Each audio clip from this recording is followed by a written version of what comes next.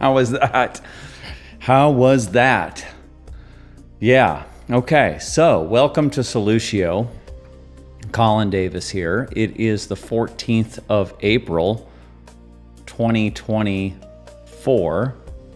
And, oh my God, 2026. 2026. See, it goes by so fast. It's like, wow. And we're already 4 months into it and something. It's just incredible how it is. Because it's just the culture moves so fast now, and with the devices, our sense of time, plus the fact I'm getting older, so I know it has something to do with, with your neuronal activity with your brain and all of that. But so, what are the websites? shadowtechalchemy.com, soluciopodcast.com. You can see the movie about Melissa, who is the star of that video you just saw, at melissamarimovie.com.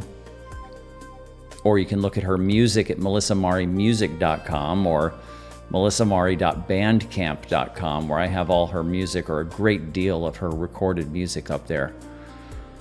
So, those are the websites. Now, today, I'm going to talk about that video, actually, what's in that video. That's what we're going to talk about first. I don't usually talk about red pill type stuff on this program. Red pill is kind of just the outer correlate to the shadow, right? And it's like the first initiation. You got to kind of be red pilled. I mean, you don't have to be red pilled before you're, initiated into the shadow. You can be that first and then get red pilled later, but you can't avoid the red pill initiation. That has to happen at some point in your evolution. So, we're going to talk about that a little bit. But then we're also going to be talking about parts, because the name of this particular episode is We All Have Parts. And I don't know if we'll see if I end up, nobody listened to Neumann. But what Neumann says is, like I said, we have to develop a shadow aware ethic. We need people to start consciously individuating and start taking responsibility for their shadow material, teaching it to each other, and we need to bring this into the culture, because otherwise we're just going to keep repeating this. Well, you know what? That's what happened. We just keep repeating it. Now, I would say, though, that I think that we are a little bit more protected than before, because we have the alternative media. We have the internet and the alternative media. And so that is a type of collective awareness. We have more access. We can see more shadow material, although we're still not seeing it inside of ourselves very well. Not at all, really. We're seeing it out in the culture, the external projected aspect. We're seeing that much more easily than we ever did. And so that's actually metabolizing the shadow. You go on platforms like X or other social media, it's just shadow, shadow, shadow, shadow, shadow, shadow, shadow. And this has been building ever since the internet, became something that normal people used around the year, 2000, early 2000s. And so now, here we are 25, 26 years later or whatever. And it's a great deal of it is about recognizing and seeing the shadow, corruption, and just heinous corruption and primal behavior of human beings.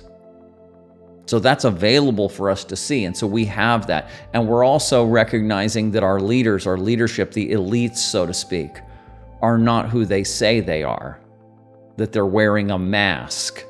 Like you saw in the video that I just played, Behind the Mask. It's about the persona and the shadow that lives behind the persona, because that's Jung's original definition of the shadow. We've expanded it a little bit since then, but it's the equal opposite to the persona. So you have the mask that you show to the world, and then you have But that mask you cannot put in your image, in your identity, everything that you are.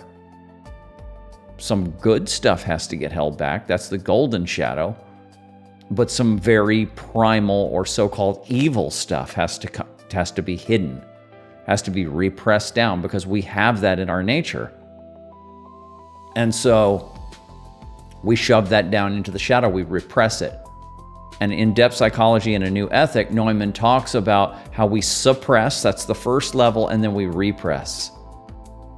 Suppression is where you know you have sexuality, you know you have aggression, you know you have control freak drives in you, but you try to live a pious life, and you do what you can to keep it down and to manage it. At least you know you have these things, right? These are what he calls the moral elite in that book. And then you have almost everybody else, and they're all repressing. They don't even know they have that stuff in their shadow.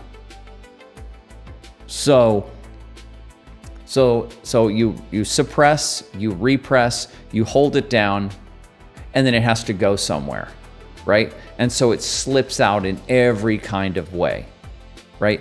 It literally takes you over. It fuels complexes that literally take you over. You fall asleep, you have cognitive dissonance, then you can't even see what you're doing. And then you also project it onto other people. You say, oh, they're the bad ones, they're the evil ones, they are the enemy, right? And you don't, you remember Jesus's, where is that in the Bible, in Matthew, or wherever it is, it's probably in several places in the Gospels, where he says, before you try to take the speck out of your brother's eye, remove the log from your own eye, right? Don't be a hypocrite, right? Don't project your own junk onto other people, right? Take care of your junk first before you start looking at other people's junk. But that's what we do. We project. And so we project, and then that gives us the bad person is out there, the bad group, the bad ideology, the bad tribe, they're out there. Never mind our evil, look at their evil. And then that gives us the rationale that we can use to take action against them. And then we can go kill them, or we can go enslave them, or we can do whatever we want to them. And then that is the displacement, that is the behavior that actually moves this energy, these drives out. So the psyche, the human being has evolved a way of dealing with the shadow. As we have become more civilized, so to speak, and our superego or persona has gotten more developed, and our societies have become more clean and moral, now we're degrading, now we're falling down now. But, let's take like the peak of it, the 1950s in the West. Right? Very moral, and everybody thinks that everybody's very moral, and we're all doing the right thing for the right reasons and all that stuff. But below that, we're apes. So that's how that works. And so the psyche has evolved as a ways to get rid of that energy. And the more we get developed in our cognitive, in our ego, the more we got to push down the shadow, and then the more that has to get dumped. So this is what leads to all of that. Not only does it lead to the catastrophes like the wars and all that stuff, it leads to all the disease and all the mental illness, right? So we're just full of shadow material. We don't know what to do with it, and so it's just leaking out. It's dumping into the body psychosomatically. Most of all the syndromes and diseases and all that, not all, but a great deal of them, are the psychosomatic effects of repressed shadow material.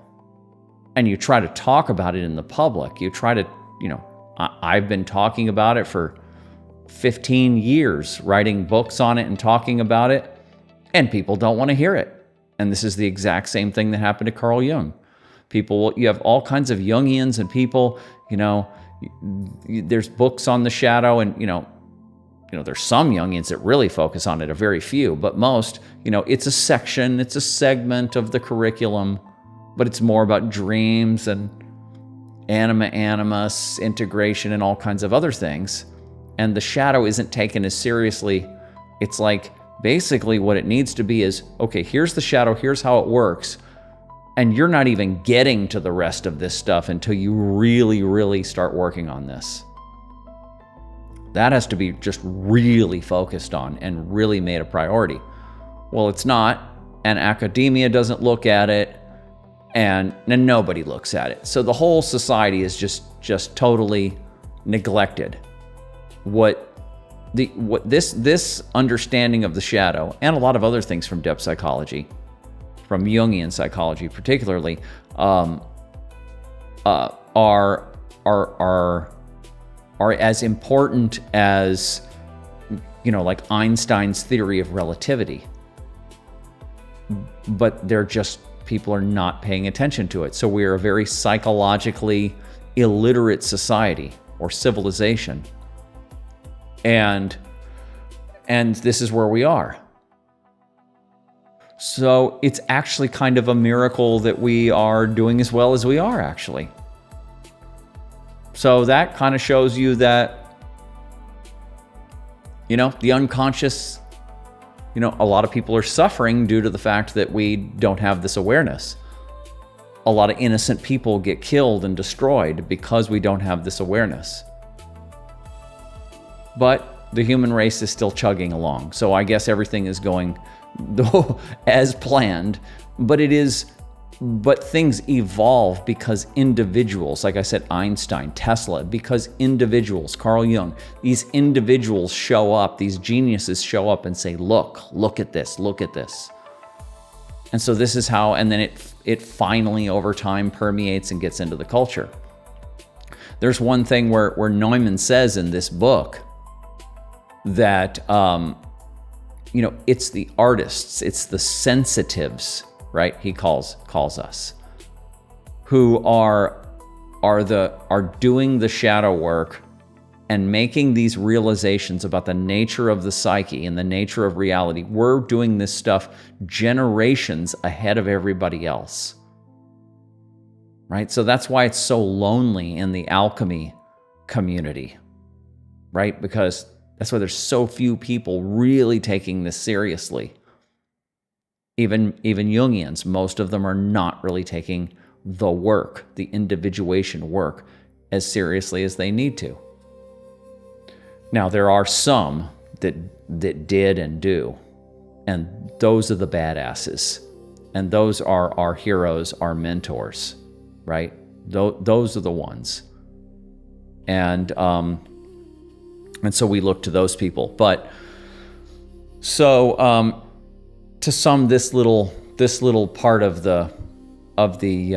my talk up here is that I took that book, Depth Psychology and a New Ethic, and which is a very difficult read. I've been asking people to read it, and I show it to everybody, but first of all, everybody has a hard time reading these days anyway, because we're just also, addicted to the visual cortex is taking over our brain. But what I did, because this book is hard to read, it's translated from German in 1949, and the translator was trying to be very accurate in his translation because it's very deep, but because of that, it's very difficult to understand.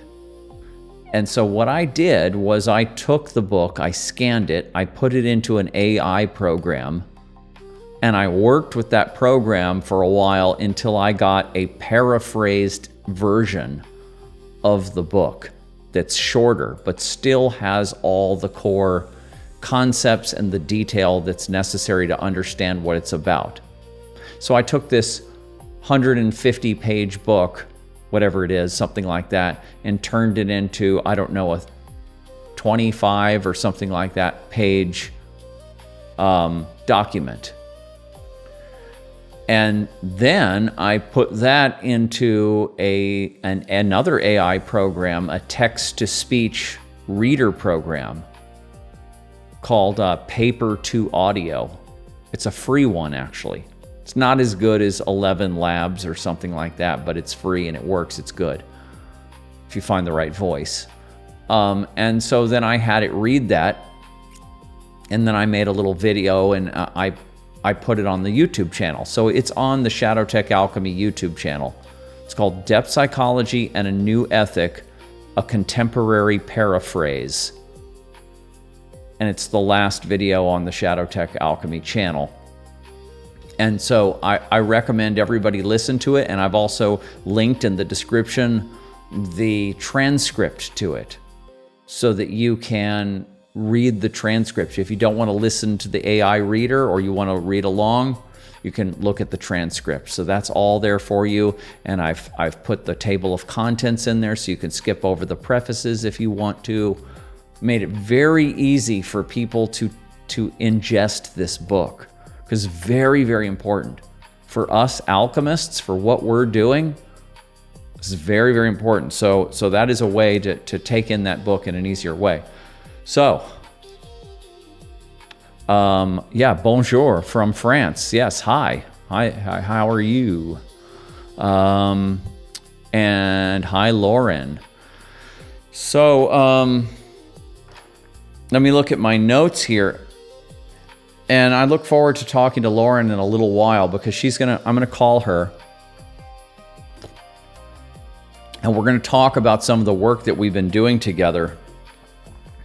Shadow work, and some of the psychic reformation that's going on with her. And she's very good at communicating this kind of thing. And she's very she's got what it takes. She's got what it takes. She's a real alchemist. And so it's going to be, she's called in once before, and it's going to be good to talk to her and so that you guys can listen to her and hear from her. And we'll probably be talking to her in the future as well, because I think she's just a very good. She's in the process. She's really in it, and she's documenting everything, keeping track of everything, and we're analyzing it, and we're putting our Jungian psychology hats on, and every other hat that we need. And so we'll be doing that in a little while. But now there's another thing, another little project that I've been engaged in, that I've been sharing with you. On this show, I've been sharing with you my projects, and you know what I said I was going to do? I said in the very beginning of this, I said I was going to talk about, speaking of projects, before we go into this, that video that you saw at the very beginning of the show, Behind the Mask, with Melissa Mari, and the whole red pill world. I guess I kind of did talk about that in the way that I was speaking about the new ethic book, but what that particular video is about, it's got animation in there, as you saw, which is from Lubomir Arsov, and the original animated film is called In Shadow, and you can find that on YouTube. It's a must watch. It's a must watch. It's amazing. It's amazing. Like, he's a friend of ours, and he did such an amazing job at animating all of the different types of shadow material that we have in the modern West. You know, all of the just everything, just all of the depravity and corruption and superficiality and shadow material and everything. He just put it all in there, and it's just so nice, and it's just so beautiful. It's just so well done, and he's got this character in there that's got a mask on. It's called Behind the Mask. Our video, we made our song Behind the Mask to go along with that. And then he let us use that in our video. And our song is about basically that video, that animated film. And the character in there wears this mask. And Melissa had a woman make this this mask that duplicates that was in that video that you saw. And so it's all what's behind the mask.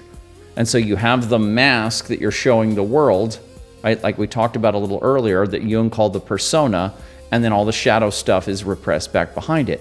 That's the original definition of the shadow. Basically, it's what it is. We have a persona, we have a social image, and it can't include our primal nature and our woundedness and, and all of that. So it gets shoved back, it gets repressed. And so then you have to project and displace it.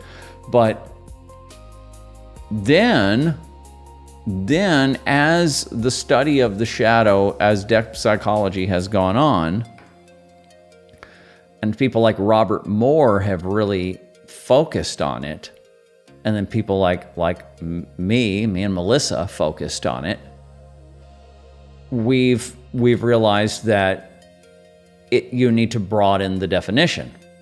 And so now the shadow is not just what's repressed due to the fact that you can't put it into your persona, you can't put it into the world without being ostracized or shamed or killed or whatever.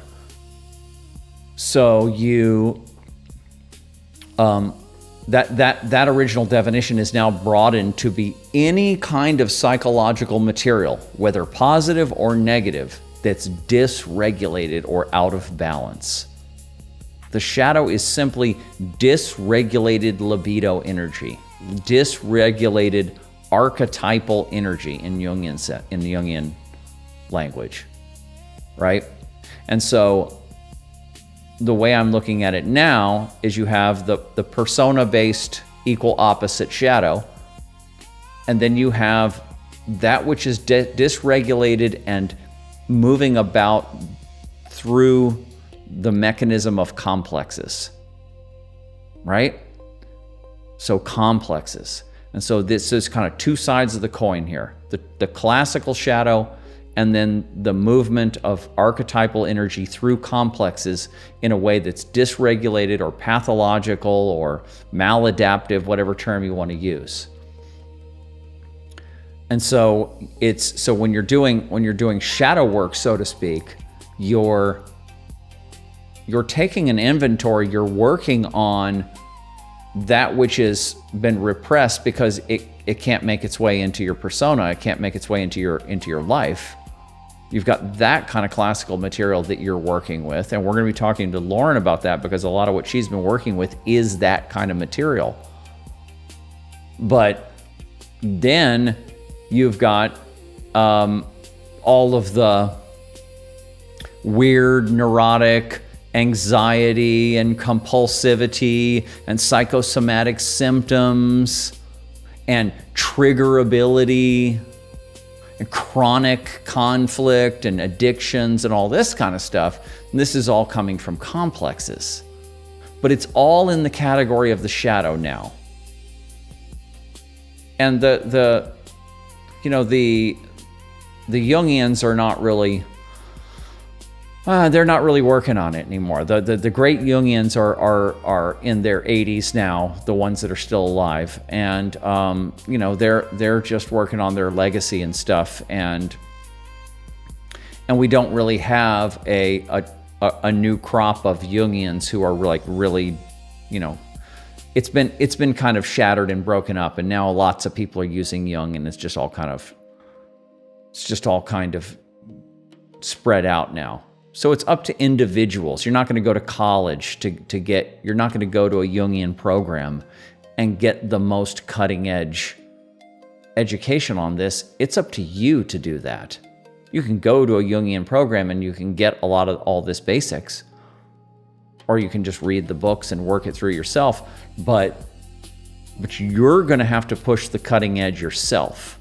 We're the ones that have to do this now. Right? And so this is one of the things that's in our shadow. We're just us regular people. Like, I'm an artist, I'm a musician. And it's like people who become really dedicated to the inner arts. In this day and age, we don't have degrees anymore. We don't have college degrees, and we're not going to go get PhDs and all that stuff in these fields. That's a waste of it's not a waste, but it's like that's just not the way things are going now. And so those of us who are really dedicated to this, we have to take our studies and our practice incredibly seriously, like professionals do. And then we have to get over the fact that we don't have, a degree or whatever, right? A little acronym or a little, what do you call that? Little abbreviation after your name, right? So that's some of that's right. So that idea that we're not good enough, right? To be the new experts in this area. That's our problem. We have to work that through, right? But then, of course, we have to be as absolutely dedicated and professional as the badasses that came before us, right? We have to come up to that standard.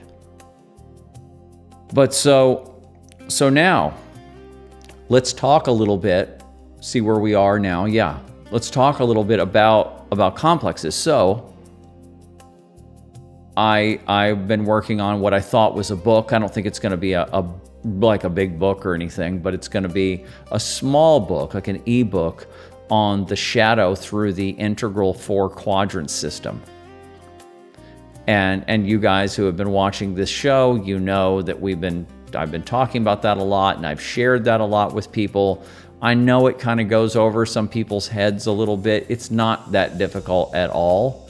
It's just something you kind of have to get used to, and then you're like, oh, okay, I see it. I've explained it like those 3D paintings or artwork that you look at it and it's a certain thing, and then once you get your eyes focused in the right way, then another piece of art comes out of it. It's like a little visual trick. It's like that with this system, with the 4-quadrant system. It's not hard. It's just it's got to click. You got to just kind of look at it a little bit and put some things into it, and you'll see it works. But it's an amazing tool. And it's a very high-level meta tool. And so I've been putting the shadow in that tool, that heuristic they call it.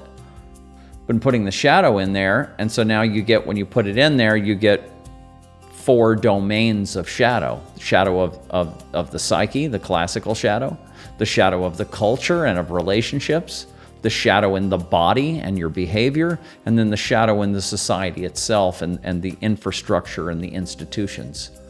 4 domains of shadow, and so therefore 4 domains of shadow work. So I've been talking about that, and I introduced it in my last book, Transforming Darkness. There was a small chapter on it.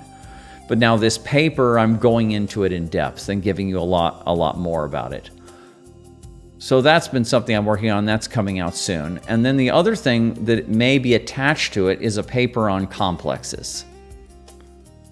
And so complexes, if anybody is familiar with, I'll give you some synonyms for Jungian complexes. Well, in the ancient world or medieval world or whatever, this is spirit possession, demonic possession, that kind of thing. It's possession. But today, well, we have the Jungian understanding of complexes and autonomous complexes, right? And then we have something like Paul Levy's, well, no, not Paul Levy, Eckhart Tolle. Paul Levy, Wetiko, I'll get into that in a second. Eckhart Tolle's idea of the pain body. The pain body. He's describing an autonomous complex. And then there's IFS, internal family systems, and the parts that they call the exiles and the protectors, the managers, the firefighters, these different parts that work together. And then they give you all this triggered unconscious chronic behavior that you get, right? And so this is the domain of complexes. And complexes will basically, they kind of are helping us in a very maladaptive way. They're helping to displace our repressed shadow material, even though we don't want them to do that. They're doing that. And to the degree we have that material, then complexes are going to use it. It's going to make its way into them, because complexes are clusters, like in the Jungian sense, they're clusters of themes, clusters of associated ideas, memories, feelings, energies, psychic material of all kinds, right, that cluster together. And in the Jungian sense, they are each kind of complex. It has a particular feeling tone, they call it, and has an archetypal core. So if you understand archetypes, then you understand that a complex is getting its basic patterning and its behavior from a particular archetype. Right, so we can talk about archetypes in a simplistic way, like Robert Moore's system, the king, queen, the royal, warrior, lover, magician, these kinds of archetypes. Right, these want to flow through us, they're coming through us, they want to make their way into the personality, they want to make their way into our behavior, and we need complexes, which are like organs of the psyche, which metabolize this archetypal energy and bring it into the ego and bring it into our behavior, right? So you could also, in this paper, I also use the analogy of a cell. Like if you understand basic biology, a eukaryotic cell, you got a membrane, and then inside you got the cytoplasm, and you've got organelles in there, all the different organs of the cell. And they are doing different jobs, and they're metabolizing energy and then bringing it through the membrane. So that's what complexes are doing for us. They're metabolizing archetypal energy and other psychic energy, and then they're exporting it. They're importing and exporting it in and out of the ego. But when we suffer from specific or developmental trauma, and we get our complexes all skewed and miswired and wounded, so to speak, right? Then they're still tapping into those archetypes, but then now that energy is not coming through in a clean way. And so now we get an imbalance of that archetypal energy. And that is another definition of the shadow, right? And so now the shadow is, any of that kind of, any archetypal energy that's making its way out in an imbalanced way, in a shadowy way. And then also we can put in the category now of the shadow of when that energy floods the ego, when a complex lets archetypal energy flood the ego, it's inflation, it's grandiosity. And that's itself already dangerous. But then when you have shadowy archetypal energy, imbalanced archetypal energy, then you have straight up evil. That's basically what evil is. Evil is the movement of the shadow into your behavior, into your thoughts, feelings, and behavior. So that's kind of the mechanics of the whole thing. And it's good to have in your mind some of this, see it in your mind and just sort of see, okay, this is the structure of it. So that's what I've made in this paper.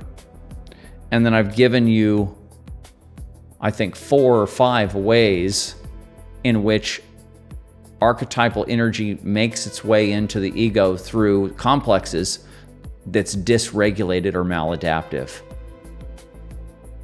So I'm going to have that paper out soon because that's very important. But anyway, that's technical, and that's for people who really want to understand this at a technical level. It's not necessary, though.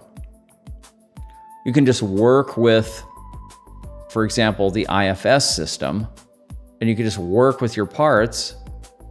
You can listen to some Robert Moore, read some Robert Moore. He's the sort of best one to deal with the shadow from a Jungian perspective, other than the original, people like Neumann and Jung himself. And you start working with it in those systems. But part of my job is to really clarify and demystify all of this stuff for the people who really want to really understand it and study it and understand it at the deepest level. So let me go over to my notes. Let's see where we are in time. And I think I'm going to bring Lauren on in about, in a little bit, in like 15, 20 minutes. So, I think I just kind of gave you the description of the paper of complexes. And when I actually get it published, I'll give you guys links to it and all that, and it'll be on the website, shadowtechalchemy.com. But, and so Awaken Your Mind says, and Kingdom, the follow-up. Yes. Lubomir's second film, Kingdom, is also very good.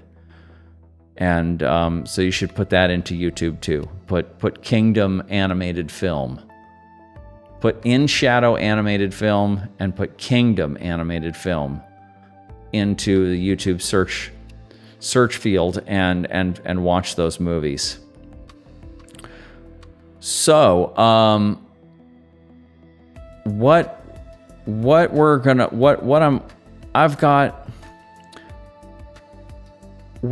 got some stuff here that pertains to Lauren. We're going to leave that for her. But, I want to get back into this new ethic thing.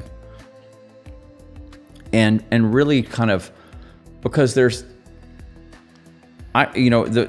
the part of the program where I talk to you guys and I answer your questions in the comments or we talk on the phone, that's the part where we can really dig into actually working out this theory in real life, because it takes actual examples of human beings and what they're going through to apply this theory.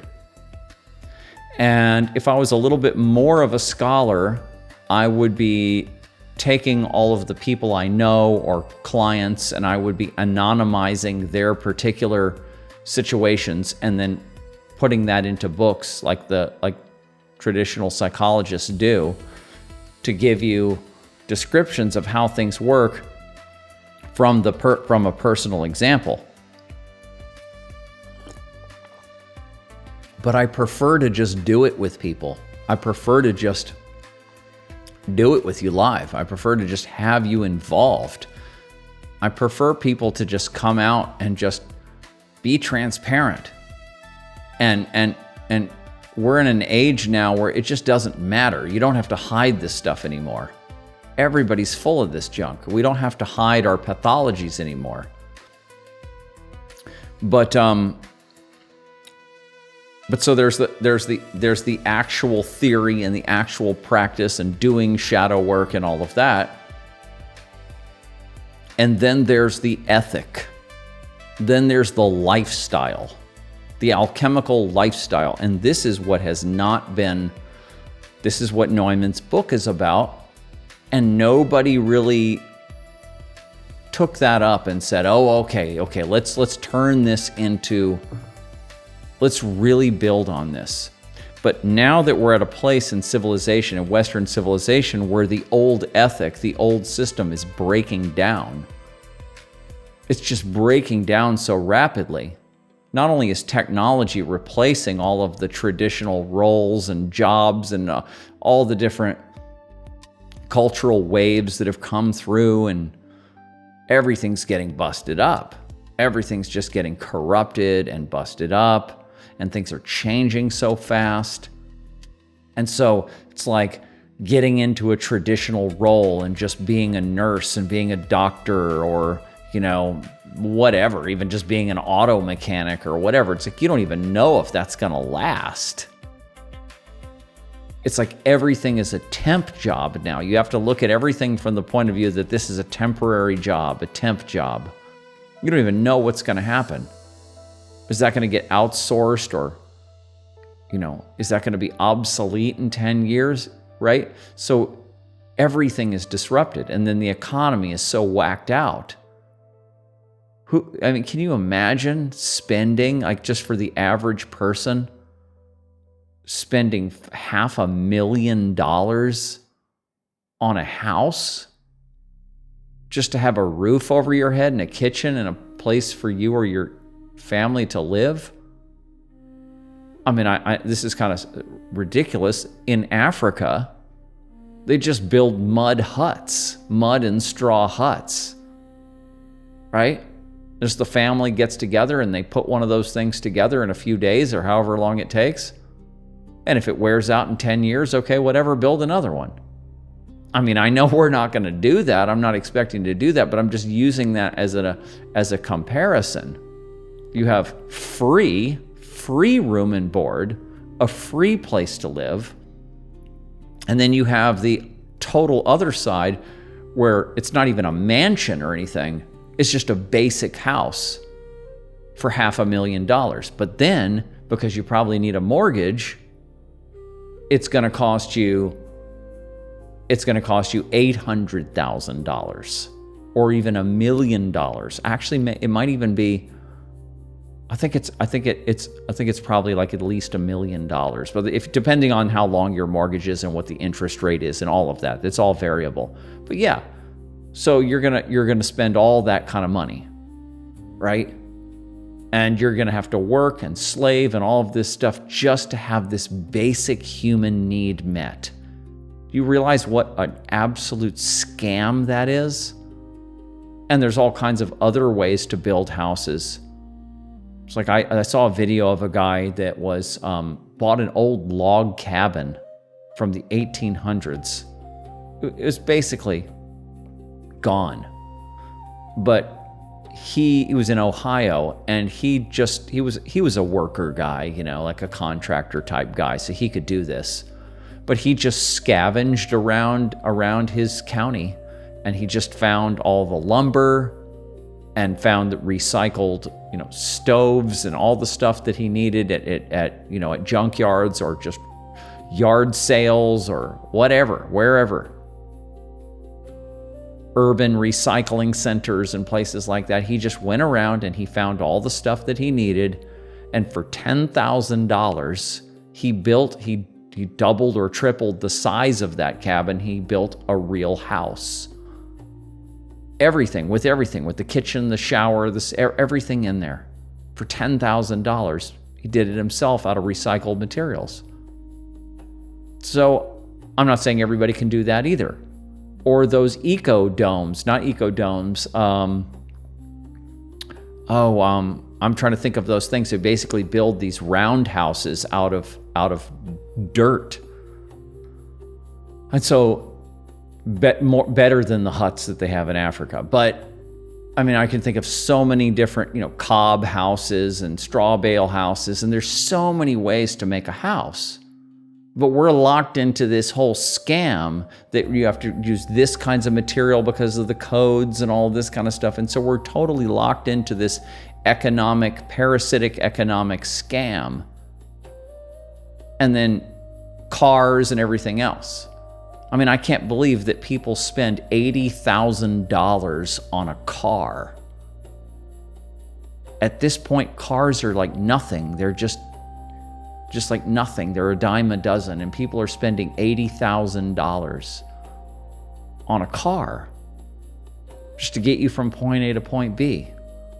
And it's like, so my point of all this is this lifestyle, this materialistic, bloated lifestyle. Not only is it just completely inefficient, but in the West, we can't even afford it anymore. We're becoming debt slaves to live in this highly inefficient, just ridiculous kind of materialistic society. It's not even easy for us. It would be one thing if it was like, oh, it's easy. You know, we have the robots build everything for us and we don't have to work, and then we have all this stuff. That'd be one thing. But no, we have to work. We have to be debt slaves.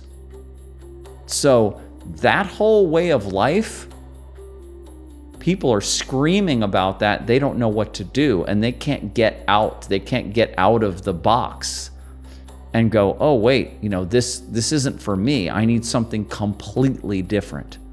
Completely different. Well, to do that, you have to throw away the old ethic.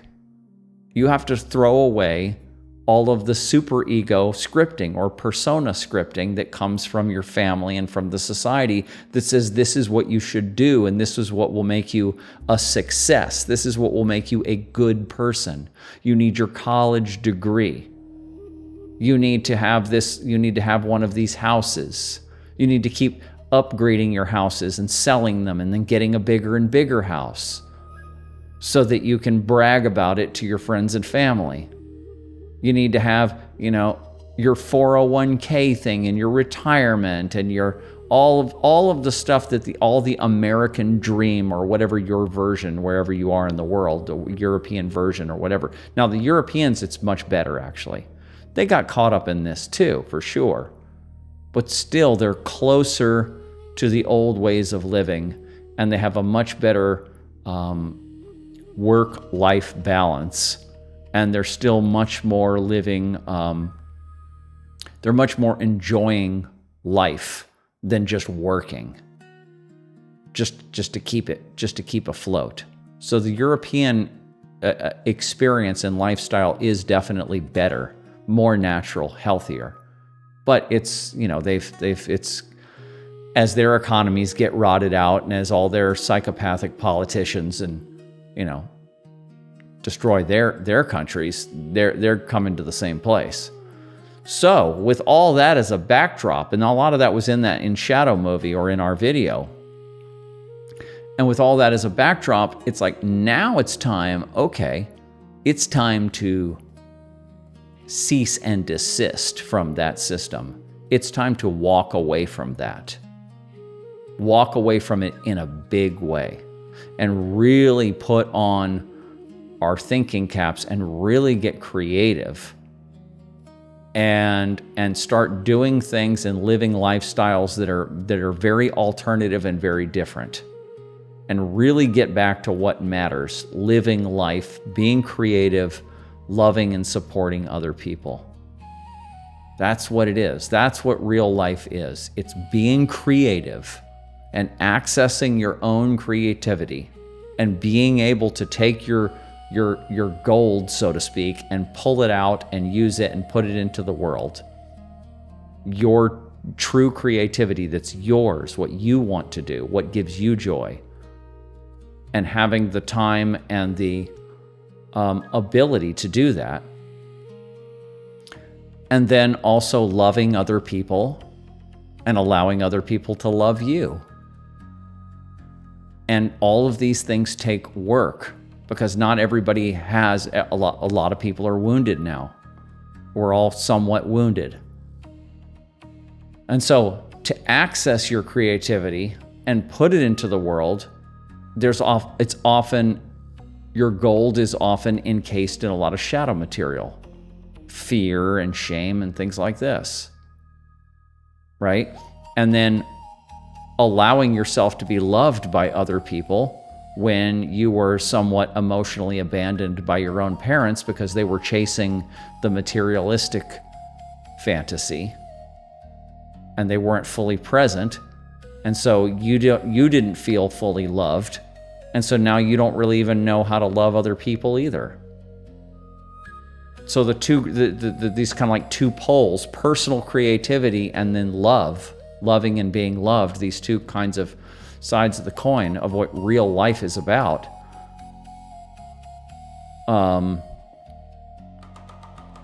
is what you got to work on that. You have to work to get to that level of health. And so you really shouldn't be spending all your time as a debt slave when you have real work to do. So that's what we're doing here, and that's what the alchemical ethic is. And there's all kinds of people who are going to find alternative ways of living. They're going to become, regenerative farmers, or they're going to be doing all kinds of alternative building techniques and eco-villages or intentional communities, and all kinds of things like that are going to be happening, and are going to be picking up more. But then out of that group of people, not everybody in that group, in that segment of society, is going to be very psychologically, psychospiritually oriented, right? And so that's us. We're those ones. And so, this is our domain. And then hopefully what we can do is we can get many, many more people to get at least basic psychological literacy. Because people who are in this new way of living, in this more alternative community, they're going to be more open, and they're going to have more time and more space to be able to become more psychologically healthy, psychospiritually healthy. And so those of us who are really dedicated to this, we're their teachers, we're their mentors, we're their helpers. And so we can be the ones, I'm not just talking about my lifetime, I'm talking about going forward, we can be the ones who are really, dedicated to the art, and then everybody else can just learn what they need to learn and have basic psychological literacy and conflict resolution skills and understand some basic things, and so they can navigate the world with a psychological lens, which is much more holistic and much more mature than what we have right now.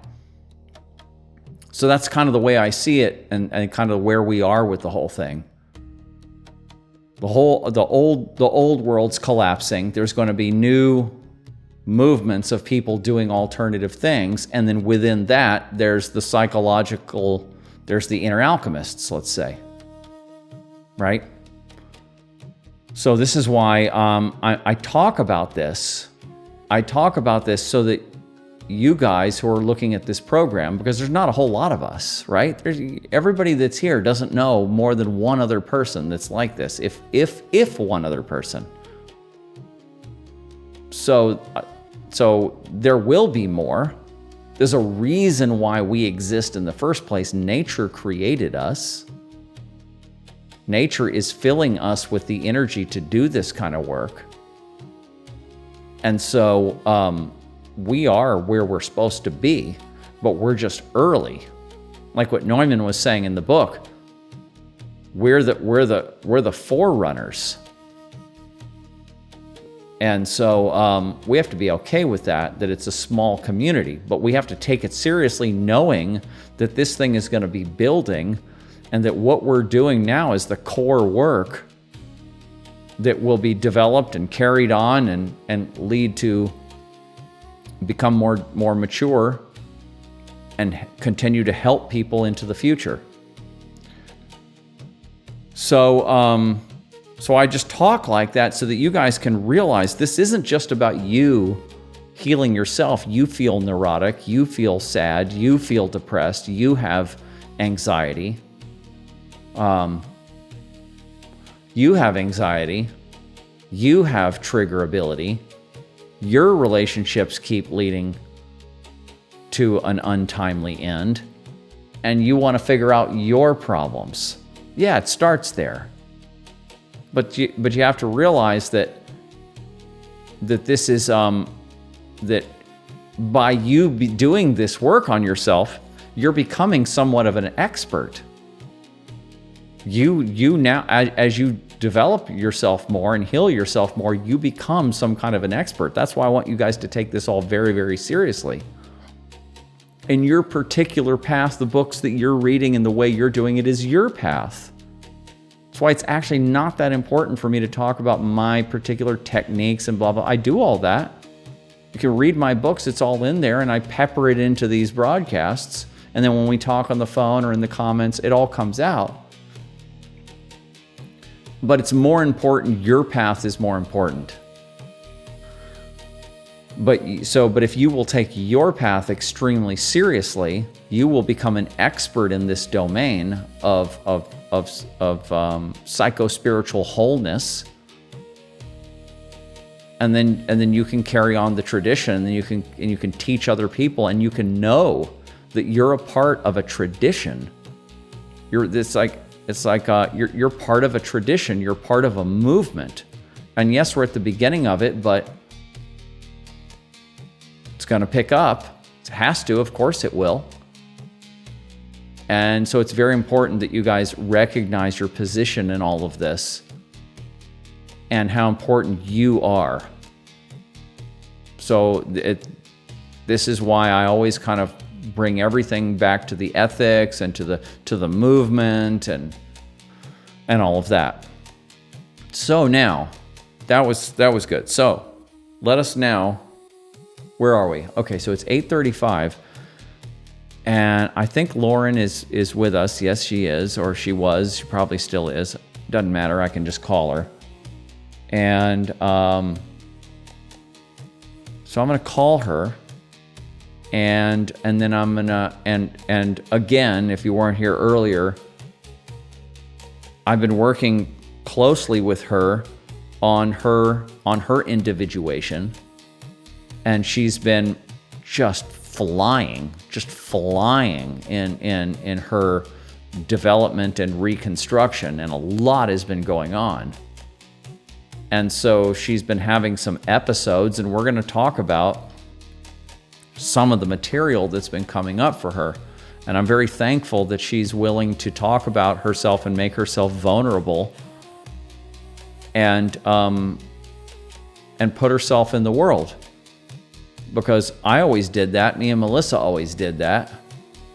And we were always very honest about everything that went on in our lives.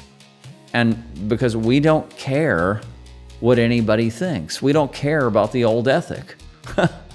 And whatever we're doing is, we feel, the most transparent and the highest consciousness way of approaching things. So great, let other people hear it. Let other people hear what we're doing. So, okay, she says she's here. So let me call Lauren right now, and let me turn up get her on, and let's do that. Let's give her a call.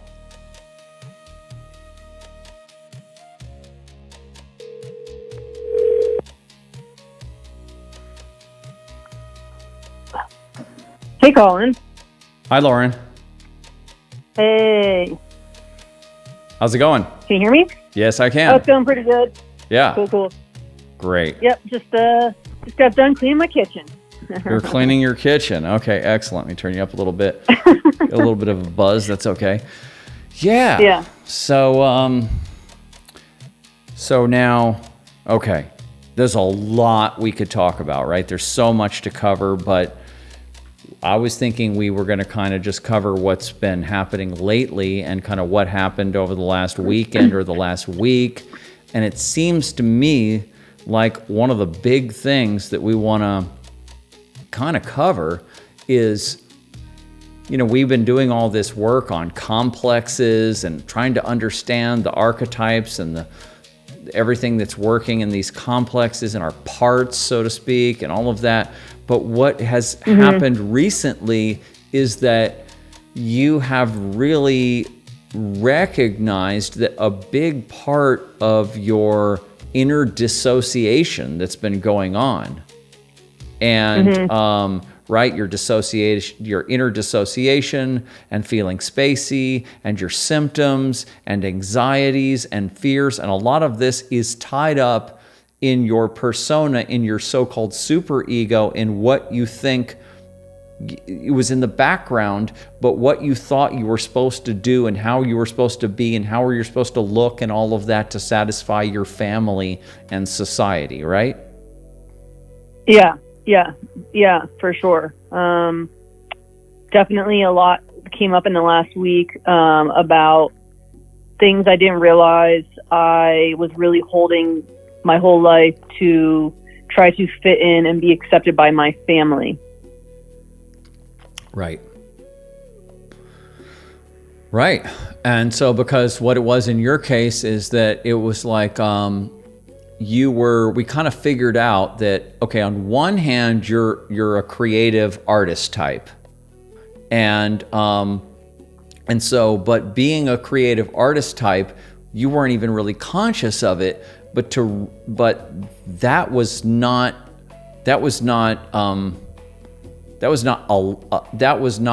your best mode in terms of your family's view of you. And so, no, because there's success and all of this in the family, there's money and success and all of that. And so we kind of figured out that what you kind of did to try to kind of form a balance is you said, okay, well, if I'm this individual, artist, creative type, if I'm a successful entrepreneur, well, then I can still be successful and my family will still love and appreciate me and understand me. She's a successful entrepreneur, but then I can have all the space and free time and everything that comes with being a solo agent and a creative. Yeah. And you kind of put it, and that was kind of your compromise in your psyche for how you were going to do it.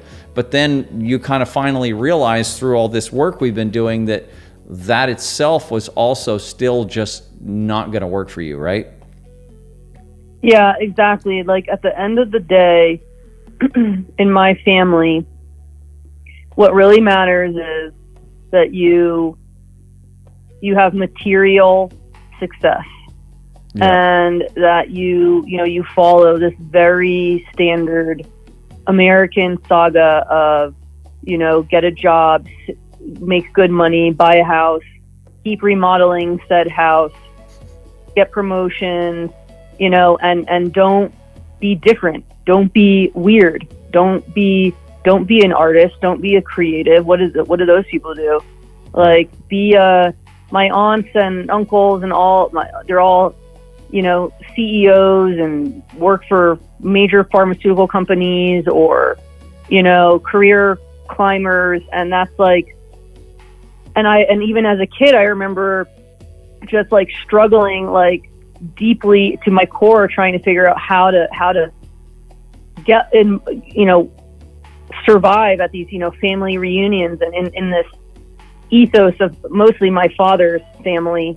And it was just like death, it was just like, I forgot how horrible that was trying to fit into that. And it's still, I thought I got away from it, but as we've been talking, it's actually percolated throughout my whole life. I never actually really got away from it. Right. And then it kind of broke through day before yesterday or whatever, because, I have to give Melissa credit for all of this, because Melissa is the one that really kind of trained me, I think, unconsciously, showed me what I call the archetypal artist or the essential artist, and the person whose entire life is really organized around, the art, meaning the soul path, and never cheating on the soul path, never pushing down the soul path, always putting the soul path ahead of everything. Yeah. And so now, and you have to deal with anxiety of survival and stuff happens to some people depending on the situation. You have to kind of figure out how to make it work in the world. But at least when you're connected to your art path, your soul path, then you're spiritually fulfilled, and you can pretty much live in any environment and not blow up, not go crazy, exactly. Not be depressed, not be anxious. And so it's better to have that than it is to betray the soul path and then have all these symptoms like everybody else in our country has. Yeah, and it's like I don't want to like get to the end of my life and look back and see that I just suppressed everything that actually mattered to me, and I never really got to know who I was. Right. And I don't want to live in the present moment feeling like that either. No. Yeah, you don't want it now or in the... And so I remember we were talking on the phone, I remember kind of, because we've been trying to kind of like problem solve some of this stuff for a while, and we're just like, I kind of keep going back at it, and we're using our you're feeling the feelings and experiencing the shedding of the skin, so to speak, and I'm over here kind of just listening and intuiting kind of where you're at and throwing things back, and we're just kind of trying to just sort of organically work out where is your psyche trying to go and what is it trying to say, and and then we kind of concluded kind of like, oh, I remember I kind of just recognized, like, once I came to know you enough to know, like, when I first started talking to you, it wasn't fully clear to me, or maybe even to you, that you are an artist. It's like I honestly, identifying that way, right?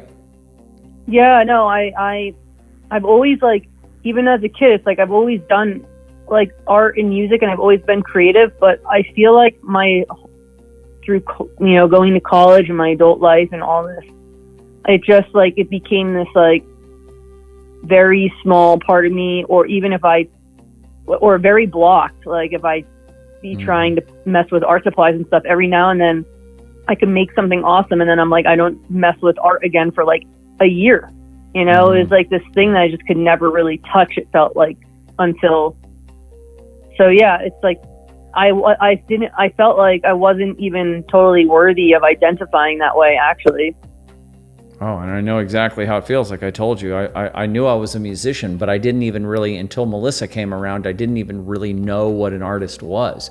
It's a way bigger than just someone who paints or draws or plays a guitar. It's a whole way of being. Yeah, I mean, I thought about a lot since one of your episodes. You were talking about how, you and Melissa call it, being a life artist and making life art, and how, every moment of your life can kind of be like that when you're embodying that archetype, Right. Exactly. Being a life artist, making what she said, I'll play the song or Not an Ordinary Life on the next broadcast. Your life's a perfect piece of art. If you recognize that your life is a perfect piece of art and that you can get involved in it and you can be a co-creator, a co-director of your own movie of life, of your own life art, then it just changes. It just completely changes the whole perspective. And most Americans and many Westerners, especially Americans, don't have a conception of what that even means or what that would be. They don't even know really what it is to be an artist. It's like I sent you that Beatles song. I was listening to some remixed, George Martin and his son, they took some, for this play, this called Love, I think, and it was all Beatles songs, and they remixed a bunch of Beatles songs in creative ways and stuff. And I was listening to that today, and I was just listening to how arty, the Beatles were, and the different stages that they went through and stuff. And they were just the archetypal, pure, essential artists. And all the musicians that came out of the 60s and the jazz musicians. And it's just like we had these periods where art was pouring out, and there was a lot more of it, and people were really delving into the psyche to get that material out. And so we've had our moments in history where that's come to the surface, but since the 80s, it's been so repressed and so shunned and everything. And it's like people now we don't even really know what is an artist, or what do they do? It's like that's just a loser, we think. Well, and also, like, art has gotten so much more, like, commodified as well. So you have just, it's awesome going on social media and seeing all this art, but it's also become, like, there's a increasingly capitalistic side to art and creativity now, which, like, at least it's still art, but it's sort of still the same thing we're talking about, where, I don't know, it somehow gets corrupted a little bit. Like, once. Oh yeah. I don't know. Once it's kind of complex, but once it becomes a business, like this is so typical of musicians.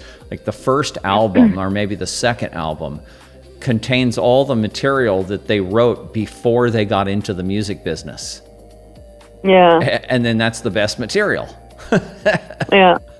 And then they were being pushed to create an album every 12 months and all of this, and they had to cram, and they were on tour all the time, and they just couldn't get into the right mindset. And some artists, like you read articles, or you used to, about musicians and stuff, like all kinds of artists that do, they're always looking, like when it's time to record, it's so typical of artists or musicians that have the budget to try to do something really trippy and different, to try to change their attitude so that they can get into that, right? So like they'll rent a little cabin out in the hills in Ireland, or or something like that. They'll do something. Sometimes, like I remember thinking I was just thinking about the band Counting Crows, and how they just rented a house. It was down in LA or something, and they rented a house that was this, and they just took over the whole house and just made it their studio, and nobody left the house for 6 months or whatever it was. That sounds cool. I like that. Right, but so the whole idea, and then you think to yourself, well, then how am I going to make a living? And then there's that part of it, but then there's, what are my parents going to think? What are my, and you have to go through, and like I was telling you, I was kind of lucky in the way that I got into heavy metal music as a teenager. And then I found this kind of alternative culture that was like this rebellious culture that was saying, fuck the system. And so then I sort of identified as being a member of that. So by the time I kind of started to move away from that, I had already kind of identified as an outsider and felt comfortable being an outsider. Yeah, one of the things that kind of I remember happening to me was like in my 20s, I was really, even on like my social media, like vocal about questioning authority and like talking about how we were conditioned and all this. But then I remember starting to feel like, oh, well, what if I'm alienating and offending my friends, and what if I'm coming off as like really immature, And I think it made me start to like conform, because, now I'm starting to be like, why did I get so placid and timid? Throughout, the last several years. I don't know. It's just, I'm still making sense of it as we've been talking lately. Just, I feel like even the last couple of days, like I've had like a release of brainwashing going on, Mm-hmm. Yeah, because we were like, you're doing your taxes and everything and all of this, and it's like, and you're trying to figure out what you need to write off from your taxes and all of this. And then you were thinking to yourself, we were talking about, well, what other kinds of jobs could you work and all of this, and then you were like, well, the way I'm doing it right now, it has to be this way because I have to write things off, and I have to be like, and I was like, all that's bullshit. You don't need to live under any of that. That's just throw it all away. You're an alchemist. You're an artist. You're an alchemist. You're a psycho-spiritual investigator. That's what you do. And you play guitar, and you draw and make other kinds of art, and you're a website designer. You're an artist. And that's it.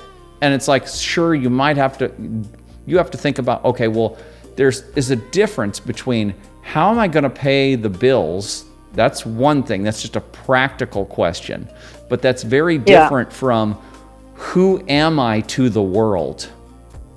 Exactly. I feel like my ego got in, or the complex got in, and it was like, I wanted to present to the world that I was like some type of entrepreneur, but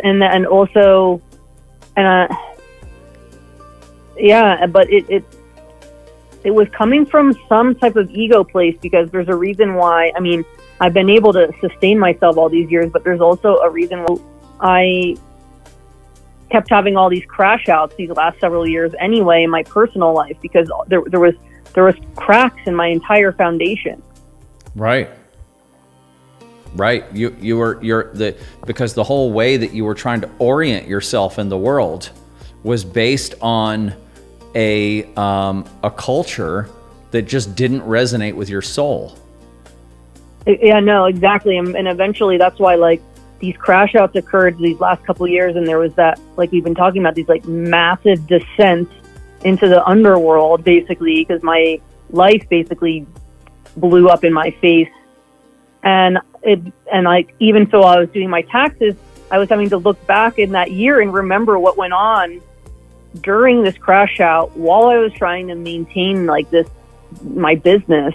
Right. And I was just like, none of this, all of this has been, I was just, it became very apparent what was like sort of superficially floating my life and my self-perception, you know?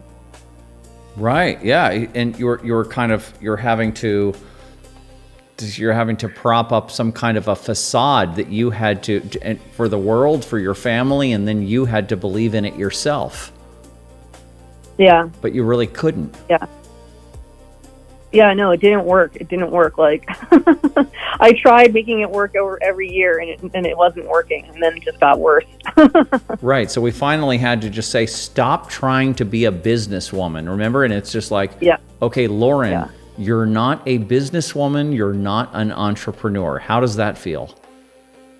Exactly. No, and when we were talking about it, it's like, even saying it now, it's like, it feels really good. I'm like, yes. I'm like, it actually, like, I was saying it to myself even today, and I was like, oh my God, thank fucking God. Right, exactly. So this huge release, and it's like there's been a lot of different releases and a lot of like this dark night of the soul or whatever that's been kind of a rolling negrito for the last few years. So yeah. There's relationship crash outs, and then there's other, there's the all the just autonomous stuff, feelings and stuff that flood you and take you over, and then you went back to New Jersey and you lived with your mom for a minute, and you had to go back into that environment, and then that was just all totally just not healthy. And so then you're like, what am I doing with myself? And your age, you're 38, and this is like where this is the place, this is the time, you're in the perfect time. This is the time to shed your old ego skin. Yeah. And before you get too old to where you can't do it anymore. Exactly. It's like, thank God it's happened. Yeah, I'm so glad it's happening now. And I mean, it's been happening the last few years. Yes.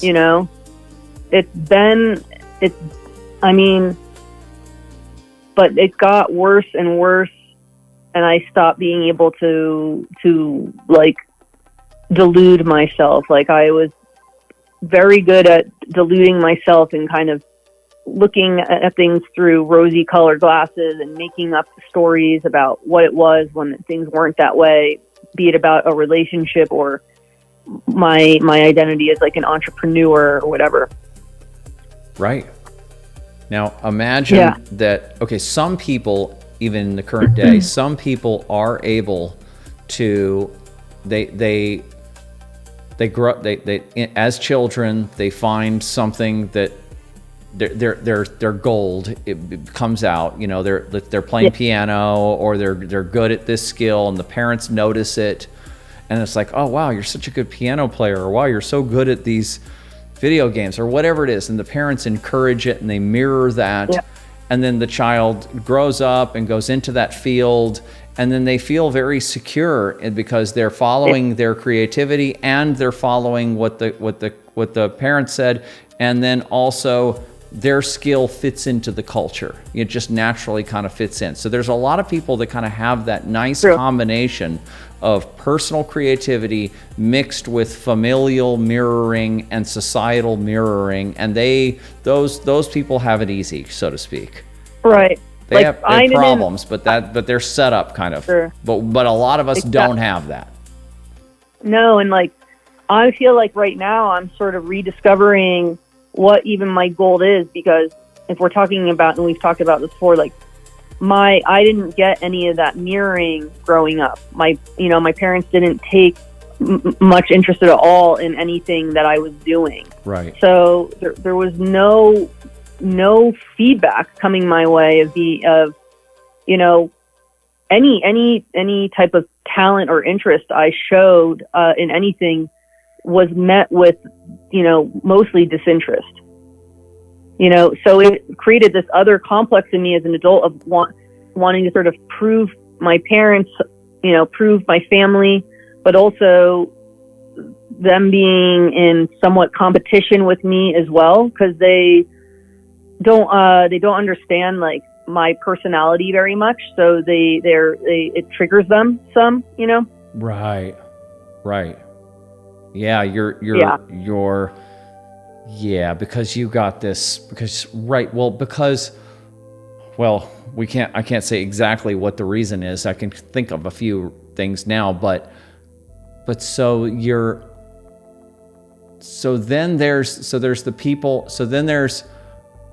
there's the people who don't get that mirroring, like you, and I got just enough of it. Just enough I got more than you, but not as much as I needed, right? But and Melissa got just barely enough, right? Just barely enough. Yeah.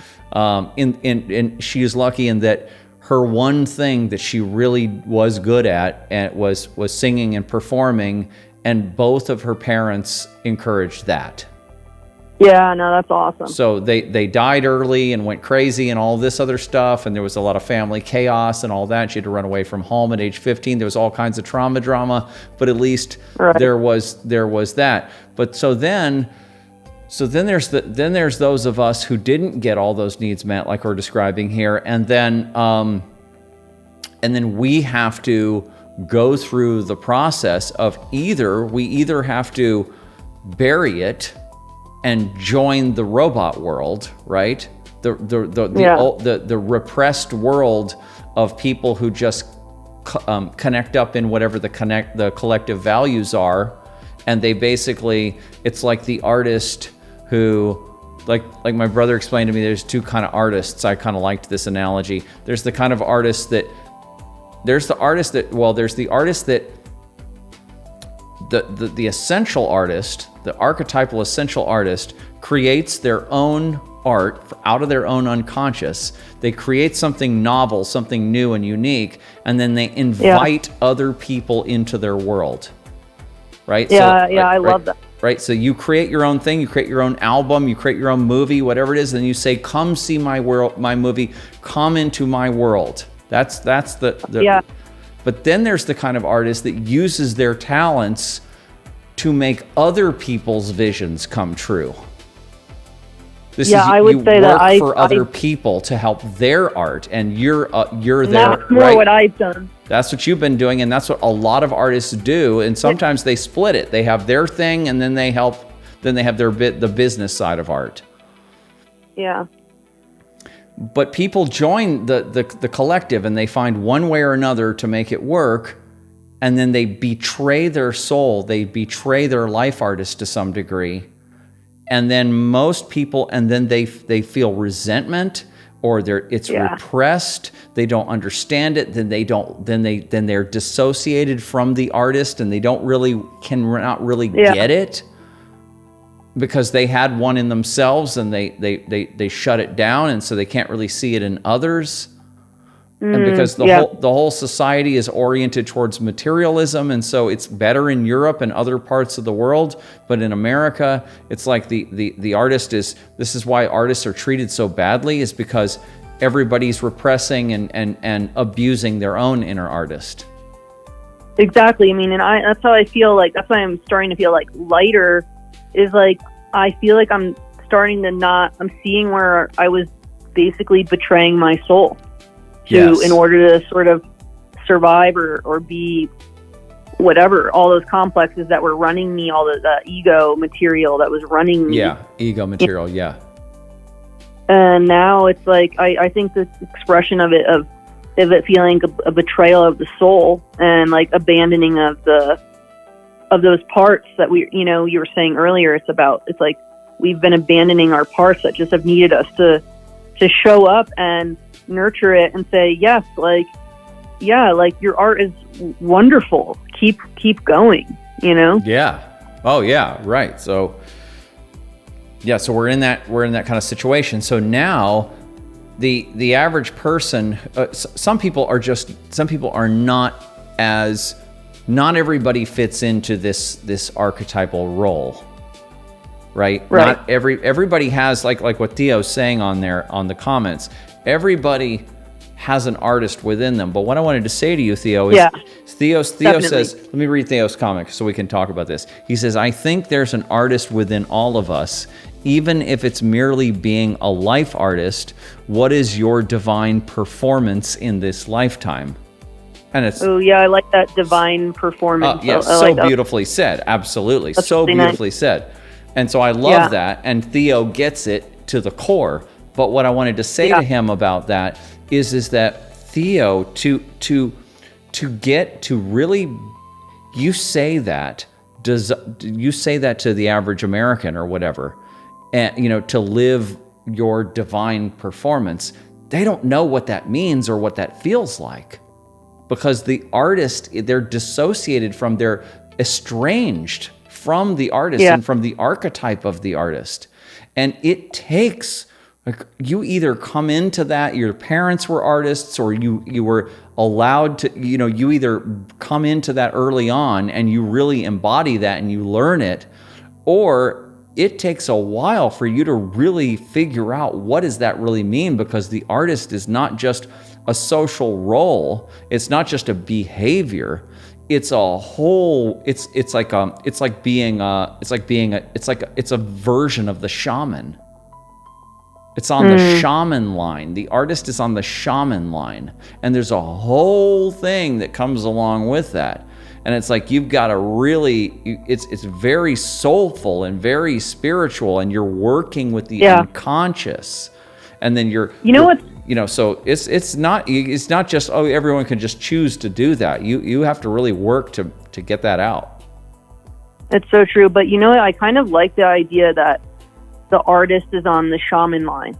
Yes. That, about this idea of it being about going into your unconscious and pulling things out, and then letting that express in the external, however that may look, for whatever life art that person's making, Right. So you have to get around other artists. You have to talk to other artists. You read interviews with other artists, deep artists, and you have to really kind of get acquainted. It's like with Jungian psychology or anything. You got to really kind of get acquainted with the mythos of the whole thing. Yeah, that's a really good word for it. The mythos of it. I like that.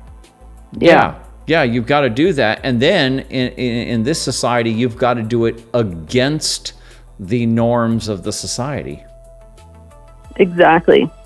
It's crazy how even it's like art, shamanism, Carl Jung, depth psychology, it's all against the grain of society, actually. Yes, it is.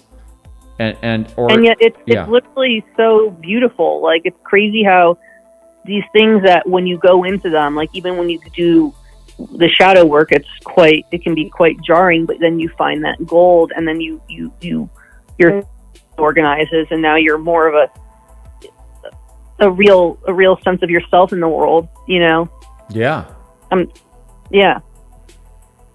Right, you're getting in touch with parts of yourself that were back to the word estranged. You were estranged from.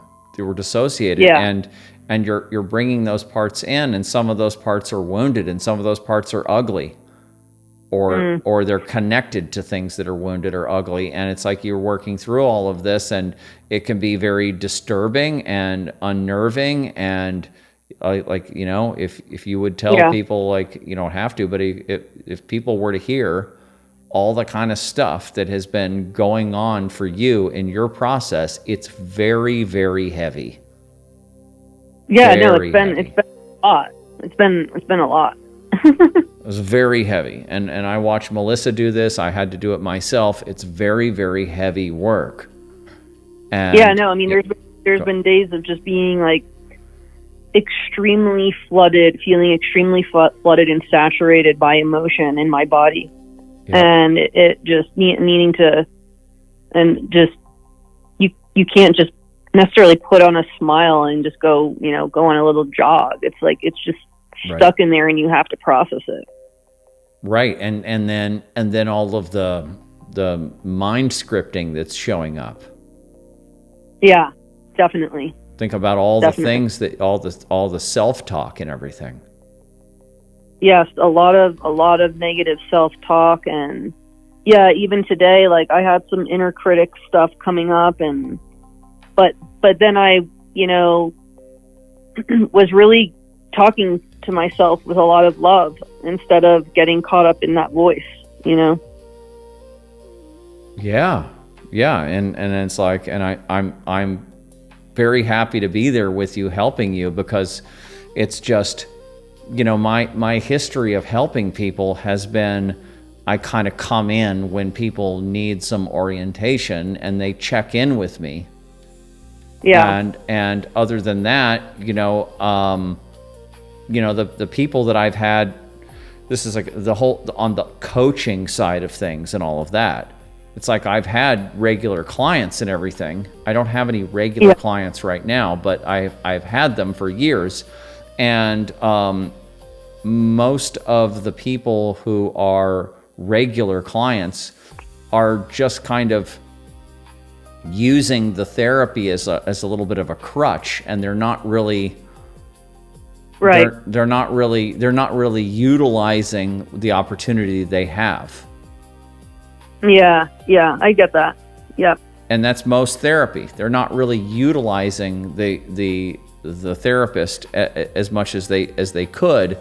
And then there's the people who are just, they need somebody to orient them or to give them objective feedback or problem solve from time to time. And those people are working on themselves, and they just need that. And that's good. That's kind of the way probably it should be, is people are self-sufficient enough, and then they're just checking in with others. But then there's the people who are using these relationships, these therapeutic relationships, in a really deep, like a really deep way. Yeah. And that's what you and I have been doing. Yeah. And because you are so, because you have such a capacity. You have such a high capacity for integrating this material, for understanding it, for making maps out of it, and you're so dedicated to it, and you have these natural talents to where, and because I picked it up immediately that this is your destiny. This is one of your highest things that you can do in this life, is not just individuate as an individual, but to learn how this is done so that you can help other people. Yeah. And so you're on the extreme sport course of this. Yeah. Right. Yeah.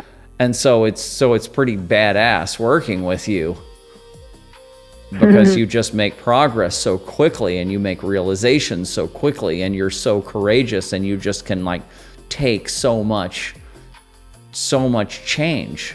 And even though it is a burden on you, and you feel like it's it's kind of like you're being athletic, and it's like, wow, it's you feel it in your body, but you keep going.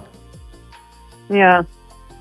I want that gold, you know what I mean? Like, I heard about the golden shadow. I was like, wait, there's gold in the shadow? I was like, yeah, that makes sense, It's like in the book The Outsiders. They're like, stay gold, pony boy, No, I don't know it. Oh, okay. I remember it was like required reading in like middle school.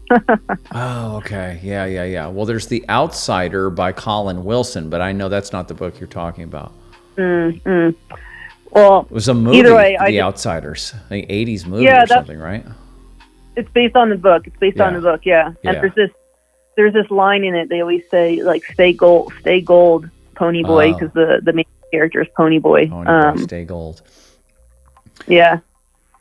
And I just remember that from being like a teenager and hearing that and liking it.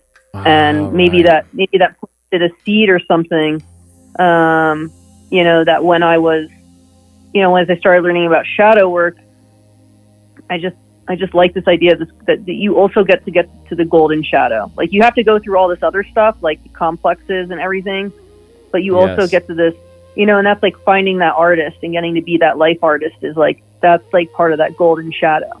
Yes. Right? Yes. Well,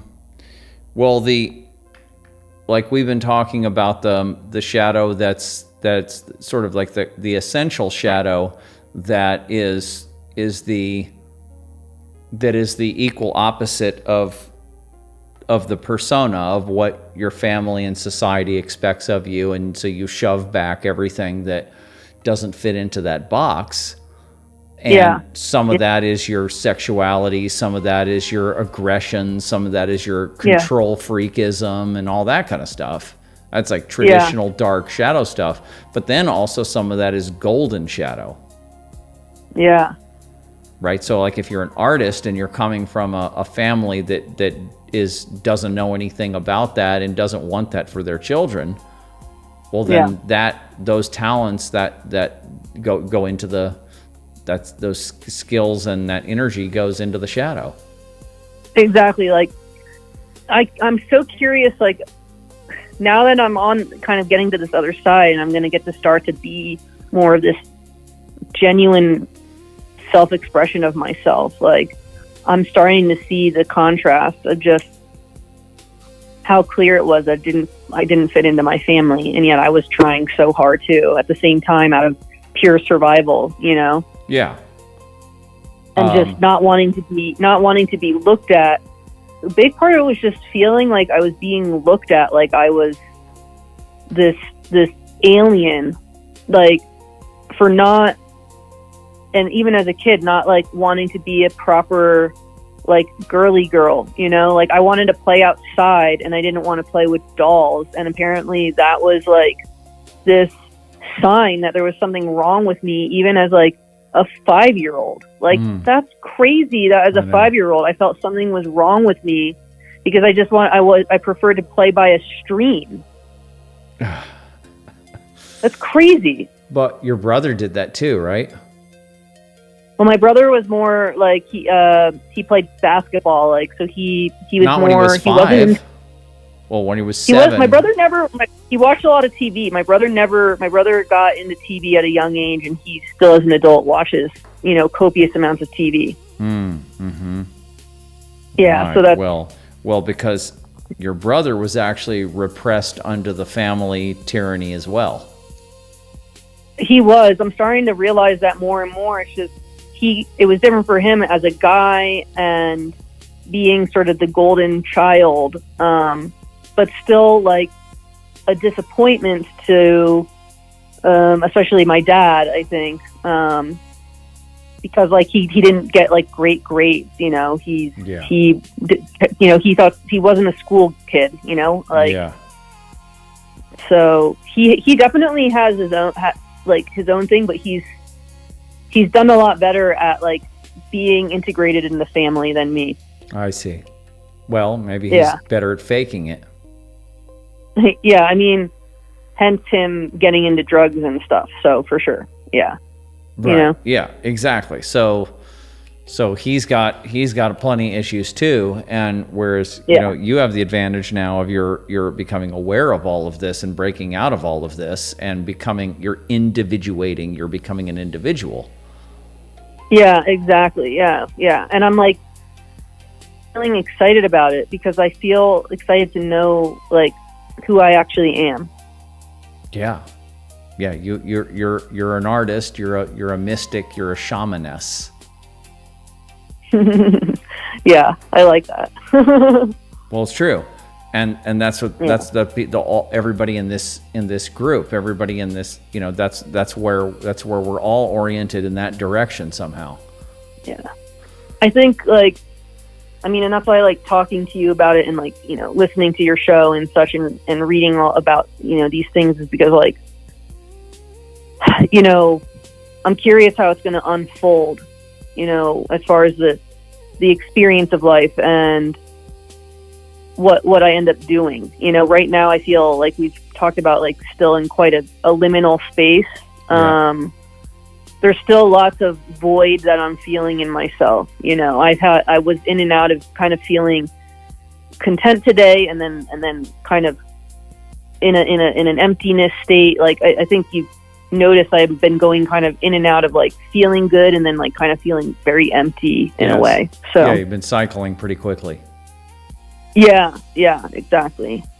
Right. Well, because these complexes, these networks of the psyche or whatever, they're used to what they have been getting, even though it's not, you know, even though it's like they've been eating McDonald's or whatever, and they like McDonald's now.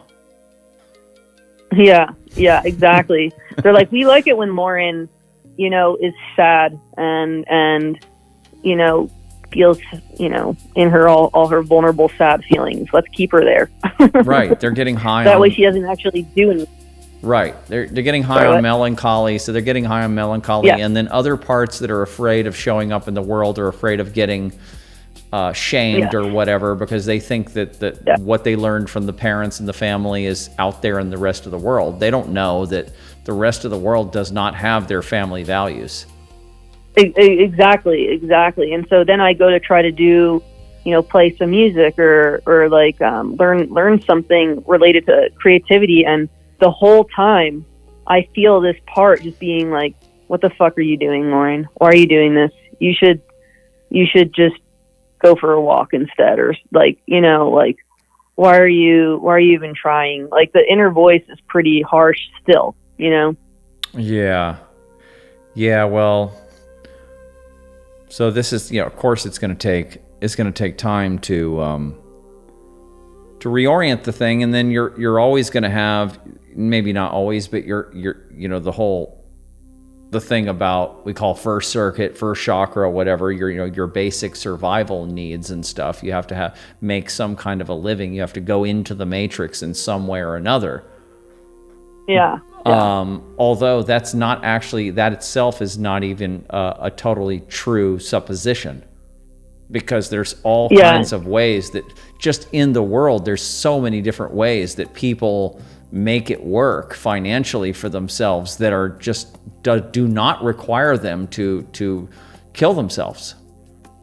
Yeah, for sure. So it's just like, but that is something that, you know, how you're going to pay the bills or whatever is there, but that's actually that's a certain stress, that's a certain anxiety, you could say, or something, but that's not, and there is something existential about it, you know, and, you know, not getting kicked out on the street kind of a thing, there is, but that's actually not soul destroying. No, it's not. It doesn't need to be. No, what's soul destroying is where your artist, your true self, your soul path is actually being substituted by some matrix path. Exactly. Yep. That's the real death, the soul death. And so it's like, so now you have to get used to, you don't even have to, the whole thing of identifying. It's like, I mean, it seems ridiculous that you even have to identify as anything. But right, true. It is part of the world, you know, that people need to identify each other and kind of oh, okay, I understand. That's a fireman. That's a nurse. That's a you know, mom, homeschooling mom. You know, whatever it is, they have to identify. And so, but if you just identify, you know, even though the word, you know, artist is very broad. It's very broad, and in America, it's because it's so kind of misunderstood. I've been having a lot of fun with using it, even though I'm in musician world and all of that, and so I rarely really have to even stand up for my identity. True. But if you identify as an artist, it's kind of mystical and an unknown and stuff. And it's like, if you can just stand in that and be just like a proud artist, then it's like, wow. It's like, you know, I actually like kind of being mystical and unknown to people. Mm-hmm. Yeah. They're like, what is this guy? Yeah. I'm true, like, well, true. I mean, well, you're not going to know. yeah. Yeah, I know, right? It's like being an anomaly a little bit, right? An anomaly, yeah. Or a mystery. A mystery. A mystery. A mystery. I like that. That's better than anomaly, which sounds like a mistake. Agreed. Yeah, mystery it feels better. Yeah. Yeah. So it's like, okay, identify as a mystery. Yeah, I like that. What are you? I'm a mystery. What do you do? I'm a mystery. Hey, what do you do for a living? I'm a mystery. How about you? You can check me out on LinkedIn. No, you're not on LinkedIn. No, fuck no. Well, mysteries like, are not on LinkedIn.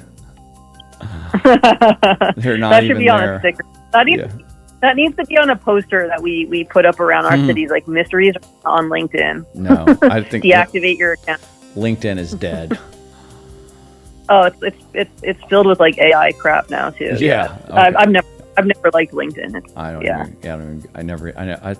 might have had a LinkedIn account once. I don't think I ever used it, but yeah. So anyway, so you're re-identifying as an artist, and then as you get deeper and deeper into the psychospiritual expertise, then you can. It's like I've been identifying as what I call a natural Jungian. A natural Jungian. Yeah. I like that. Some people know what a Jungian is. They know what and so I say I'm a natural Jungian because I don't have a degree. I'm not a certified. I'm not a Jungian, but I'm a natural Jungian. Right. Like I don't plan on going. I looked into it like several months ago. I was like, I don't have any intention of pursuing a degree in like Jungian psychology or becoming a Jungian analyst. Like once I started even looking into what was required, I was like, yeah, no, there's no way. There's no way that I just don't want to do this. And it's like we've talked about, it's like, it's just through experience, through us talking and through our own studies and then letting it work its way out in our lives, which makes sense. That would mean it's like a very natural process. Yeah, it's a natural process. It's a life art process. And so you just have to take the Jungian system is great because it's a great starting point for doing this work. And then I think very importantly, it's the only really the only psychology and spiritual outlook or way that really focuses on the shadow. It's really the only one. It's true. It's the only one.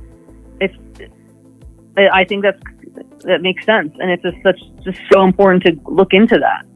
It's the essential thing. It's the essential requirement to actually to heal and evolve yourself is the shadow work. It's number one. It's the Negrito. It's number one, and you always pass through it over and over again. You have to have a toolkit. You have to know what it is and how to work with it for the rest of your life, and you have to know how to identify it in other people so that you can help them. You have to know that, otherwise you're a wreck and your society is a wreck. And it's like, this was given to us. And so we have to, this is just so this Jungian path, we take this, and so then we learn the basics of the system, and then we don't take anything that Jung or the Jungians said as truth. We put it on and we see if it actually works. Agreed. Yeah, exactly. And it has been working. It does work, and you might have to modify it. You might have to put your own stuff on top of it, and there's new understandings. Like I like how Eckhart Tolle has the pain body, or IFS has their different parts and all of that, because that helps it anthropomorphizes, but it helps us to better understand our complexes and and communicate with them and everything. Carl Jung would have been totally into IFS. Oh, hands down. I mean, yeah. it wouldn't, IFS wouldn't even exist unless the creators were basically Jungians, you know, and so Yeah. so so we have that, and so you just do that, and you just go into that, and you make that. It's like just being an artist. It's like, you know, who does any artist? Is there any artist? I can't think of a single artist that is a real artist, a real accomplished artist in any kind of art form whatsoever, that would tell people, as far as schooling goes, to do anything other than learn they would say learn, let's say if it's painting or piano or whatever it is, they would say learn the core essential techniques. You know, if you want to be a pianist or whatever, learn to read and write, and learn proper, you know, the proper techniques and everything, and get started in the right way so that you get off on the right foot and all of that, and then just follow your heart and go where you go. Agreed. Yeah, I like that. They never say go get a degree. Yeah. Exactly. They never say that. Does Eric Clapton or anybody, Yo-Yo Ma, violinist, you know, is anybody artist ever say, oh yeah, you need to go to music school and get your degree? No one says that. No. They didn't. So it's the same thing with life art. There's no degree to get. Yeah. There's no degree. And then if the rest of the society says, well, what's that? If there's no degree, and well, sorry, man. Seriously. I'm in another planet than you then. Exactly. I'm living in a different dimension, and I'm happy over here. Yeah, right. Exactly. So I'm always saying, you know, we have to take it seriously. This is why I'm always telling you, you keep your journal and keep making your audio archives, and keep reading the literature, and keep studying whatever it is that you're attracted to that's in this area. Keep studying and keep being deep and going into it and all of that. But you don't have to think about getting a degree or being a licensed psychologist or any of that stuff. No. And it doesn't appeal to me, and I've always known that I've always known that wasn't my path, even though like I've been drawn to psychology my whole life and like human behavior and all that. But it's always needed to be like for me, I guess, you know. And in a way, I'm wondering, you know, what part of sort of this natural Jungian process I'm gonna start to, you know, am I going to start reading up on complexes again? Like we were both reading that book for a while, and we were talking about some of those complexes, like from what was that book that you sent me? I sent remember. You The Complex by Ariel Shalit. Was that it? Yeah. The Complex by that Jungian, yes. Yeah, that was good. Like I'm not sure. Like it's like I'm wondering, like, oh, tomorrow or tonight, if I spend some time reading, you know, or just immersing myself and wonder what it will be. Yeah, I think this is one of the things that we really have to force ourselves to do, and we have to encourage each other to keep doing it. We have to force ourselves to read. Yeah, exactly. It's like maintaining a scholarship about it in a way. Exactly. And it doesn't matter which book you're reading. You're probably got 5, 6, 10 books that are all there, and just keep picking them up, going back to them, reading them a bit at a time, or if you like reading one at a time, however you like to do it, whatever, but just constantly be pulling in Jungian material.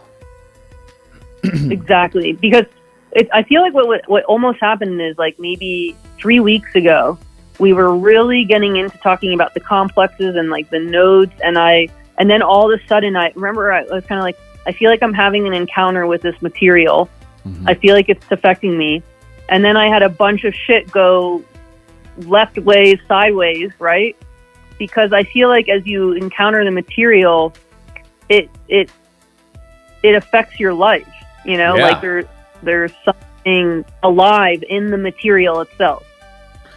Right. The material is resonating with an aspect in the unconscious, and you've now kind of it's been identified, it's been seen, and starts to move. Yeah. That's what's so crazy about it is like the material. The material touches on something in the unconscious, and when that happens, it's like the complex, for instance, getting witnessed. Yeah. And then it moves. It becomes less dissociated and less estranged from you. And therefore, it becomes more conscious. And once something becomes more conscious to you, it's going to change your life. Right? Right. Yeah. Especially if you're, it's going to change your life one way or the other. And then whether you're conscious of, once something becomes conscious that was in the unconscious, of something important, something numinous, it comes up or whatever, it's going to change your life. And that's for everybody. And then there's the people like us who look at that and go, what does this mean? And try to understand it in a larger context. Yeah. Yeah. It's like a twofold thing. You have it affecting your own personal life or your own personal perception. And that, maybe across the 4 quadrants, it affects you in different ways. Right. And then you are also seeing, really, how did you word that? Like developing a much broader understanding of it, or just finding more meaning in it.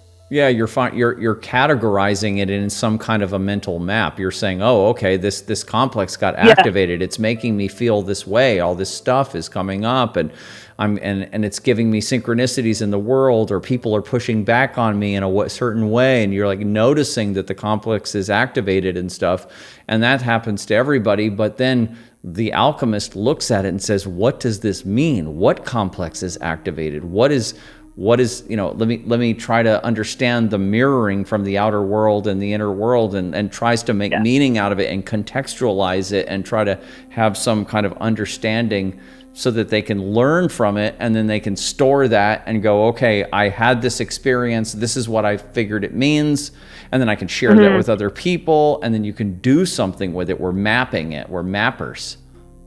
Yeah, I like that, mapping it. It's like turning a maze. I like the expression of turning a maze to a map. Right. Yeah, that's right. You were saying that. Yes. Right. Yeah. Right. Right. Exactly. Yeah. Maze to map. You were saying that. Yeah. Take what feels like a maze or a labyrinth and actually map it, so you're not lost anymore. Exactly. Yeah. And then you can actually like navigate, and then it's like we were saying earlier, then you have more ability to improvise with your movie. Right, because you have director skills now. You have movie making skills. Yeah. Right. Exactly. You're by pulling apart everything that's happening to you, by applying some kind of models that make it make sense, and then you've learned a skill. You've learned a director skill. Yeah, exactly. It's like, and then you maybe in life you can take kind of actions or risks with more skill, more improvisational ability to interact with the moment in a way. Right. Exactly. Right. Because then once you've learned the skill, like with any musician or artist skill, then you can improvise. Yeah, then you can improvise. Yeah. Like even today I had like a guitar lesson, and my guitar teacher was like, yeah, you're very good at like ascending. And they're wanting me to learn like the notes, Mm-hmm. I've historically just kind of played without knowing the notes and just by ear. Right. So they're like having me like say these notes as I'm ascending and descending in like the whatever, D mm-hmm. major or whatever. Mm-hmm. And it is so much, when I ascend, it's easy. But when I'm descending, I suddenly just like can't remember the order and everything when I'm trying to say these notes. And so it's affecting my ability to improv. No, it's not. You can improvise by ear. I know, but that's the thing that I'm kind of annoyed about is like I can improvise by ear, but then maybe it's just in this case like I'm like trying to learn these notes, and it's like a left brain way of playing an instrument. I find it extremely difficult to learn the notes where they belong and all that. I can't do it, Lauren. I'm a professional musician, right? Who does not know the notes and the scales. All right, that makes me feel better. And refuses to learn them. I feel like I'm almost wasting my time because I can't. My brain doesn't want to learn to play that way. It's like, wait, you want me to say this backwards and remember where they are? It's like literally a glitch. My mind starts to glitch. Mine too, and then also learning from somebody else, and you're reversed from them, and so you're looking at you're looking at their hand, and then you have to reverse it when you look at your own hand. True. And they're like, it's like right here. You just go from your index finger to your pinky, and then it's reversed on my side. You have to reverse it, and then all the notes and everything. Yeah, and so you're trying to learn something that's right-brained and how tones are and all of that, and at the same time they're shoving this left brain stuff into you. I know it's actually like I'm starting to wonder if it's like I really like the person, but I'm like I don't know if this is the best way for me to learn. I'm like I'm not very left brain in this way. This is very left brain. Some people are, and especially when you learn as a kid. If you learn piano or guitar or something as a kid, when your mind and your brain is more malleable, and then you learn these scales and stuff like that, and there's really no pushback. There's no thing that's saying, I don't have time for this, or why do I have to learn? That's not even, if you like doing it, and then you're like there and the teacher's there or whatever, you just kind of suck it in, and you suck it in at an early age, and it works. And so I think that's the best time to learn theory. True. When you're 6, 7 years old or whatever. And even just if you just learn piano, which is kind of makes a lot more sense than guitar because it's just all chromatic, right? And then you learn the how it's arranged on the staff and all that kind of stuff, and you do it as a kid, and then you have that. Then when you come back to guitar or another instrument later, you kind of already have the basic programming, and it's a lot easier to get into. Exactly. Like even just trying to recite the notes backwards, like of the scale, like instead of it being, B, C, D, E, F, G, suddenly I'm trying, and then with the sharps, I don't know, I suddenly shut down and I'm like, wow, I feel like me too. My brain's just a note. But I can improvise without that. I can improvise really well. So it's relating it back to like the Jungian stuff. It's like, it's like, I just like using the metaphor of like improvising on a musical instrument, like having the access to that and how good it can feel as you gain access to that. Right. Maybe it's how good it can feel to improvise in your own life as you learn your shadow, learn your complexes, get past your persona. You actually have this shot at really improvising in your life in a way that could make it just really feel like life art all the time. Yeah. That's exactly right. And then helping other people improvise through their life when you have some improvisation skills and successes yourself.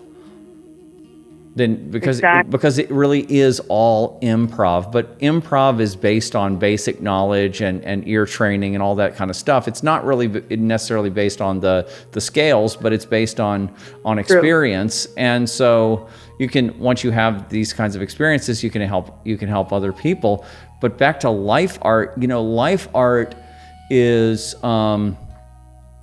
it's like the way Melissa, she's the one that came up with this, and the way we kind of thought about it, she thought about it and stuff, is where, you recognize that, like the movie is a really good analogy, but you can use any kind of artistic analogy. You can use it as a play or or a symphony. I mean, you can come up with all kinds of artistic analogies that will fit with it.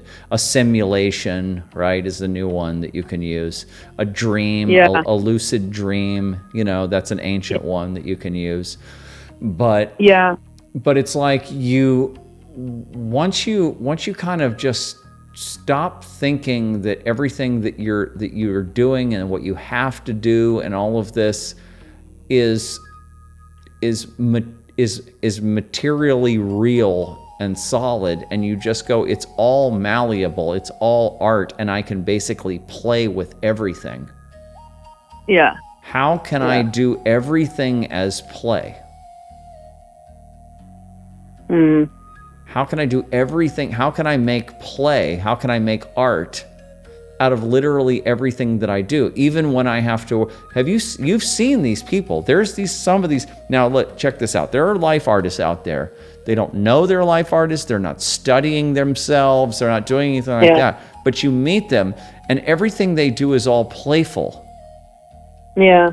Right? And you look at their house and the way they live and stuff, it's all like, oh yeah, it's like they're very aesthetic and they're very feeling oriented and it's all playful. And then you're like, oh, well, what are you doing with your time? Or, oh, I'm going to go down and do this, this workshop, and then I'm going to go over here, I'm going to do this biking thing. And then they're like this. And everything is about doing something that's playful, and they're just like adding it into their movie and stuff. And Totally.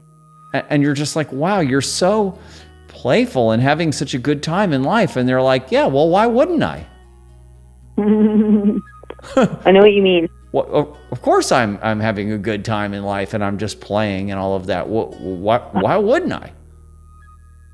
Yeah, 100%. You meet those people and they have that quality. And so they kind of don't even fall into jobs and marriages and contracts and stuff that are really like stifling and stuff. That's just, they just don't even go there. Yeah, there's something, they've got whimsy, Yeah. It's part of their ethos. Right, so they might have a little, they have just enough of a Peter Pan or whatever in there to keep it all alive and playful, but not so much of it to where they can't have, serious, be responsible in life. Yeah, definitely.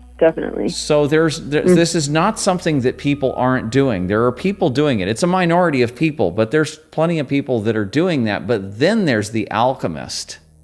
So they're the life artist that is doing it. It's kind of like anyone can make a home movie by just, filming stuff and just, putting it out there or whatever, and having fun filming stuff and putting it out, right? Anyone can do that. Yeah. But not everybody can make a good movie. Only the people who have studied the art can do that. True. So we're kind of more about studying the art and understanding the art, and not only for ourselves, because then we can actually teach other people, we can show other people how we made our movie of life, and then they can, because this is what the good, artist professors or teachers is they're successful artists themselves. Yeah. Definitely. So it's not just about you. You're becoming a master of your own internal state and your own movie of life, so that you can feel better and you can feel you're in your proper place in the world and you can be in the flow. But you're also doing it so that you can basically show other people how this is done and how this is okay, and how that this is how you enliven the world. I love that. I love the idea of getting to be that be part of my place in my life, is to be like somebody that can do that. Well, you are, and this is why you're constantly hearing me complimenting you and reminding you of what this is and stuff until we finally beat it into your head. I know. I know. Every time you tell me, I'm like, yeah, I love the idea of that. And you're like, yeah, Lauren. Yeah. Well, Melissa had to do that with me too. She wasn't as intentional about it, but I would be like trying to pull my hair out, trying to figure out like, how do I mix like I'm a death metal musician and a Jungian psychologist? It's like, what am I supposed to be? How do I call myself? What is this? And she's just like, yeah, that's what it is. I'm like, that? She's like, yes. Is there any problem with that? I'm like, I don't know. It seems weird. She says, not to me. Nice. So, I know what it's like. I know what it feels like as you come into, other parts of life, other stages of life, and the way you orient yourself is different from the way you used to orient yourself, and it's different from the way the average person orients themselves. And you're like, what is that? How do that? I don't even understand how this works. Yeah, it takes a while. Definitely. It does. Well, and it's also this thing about being like,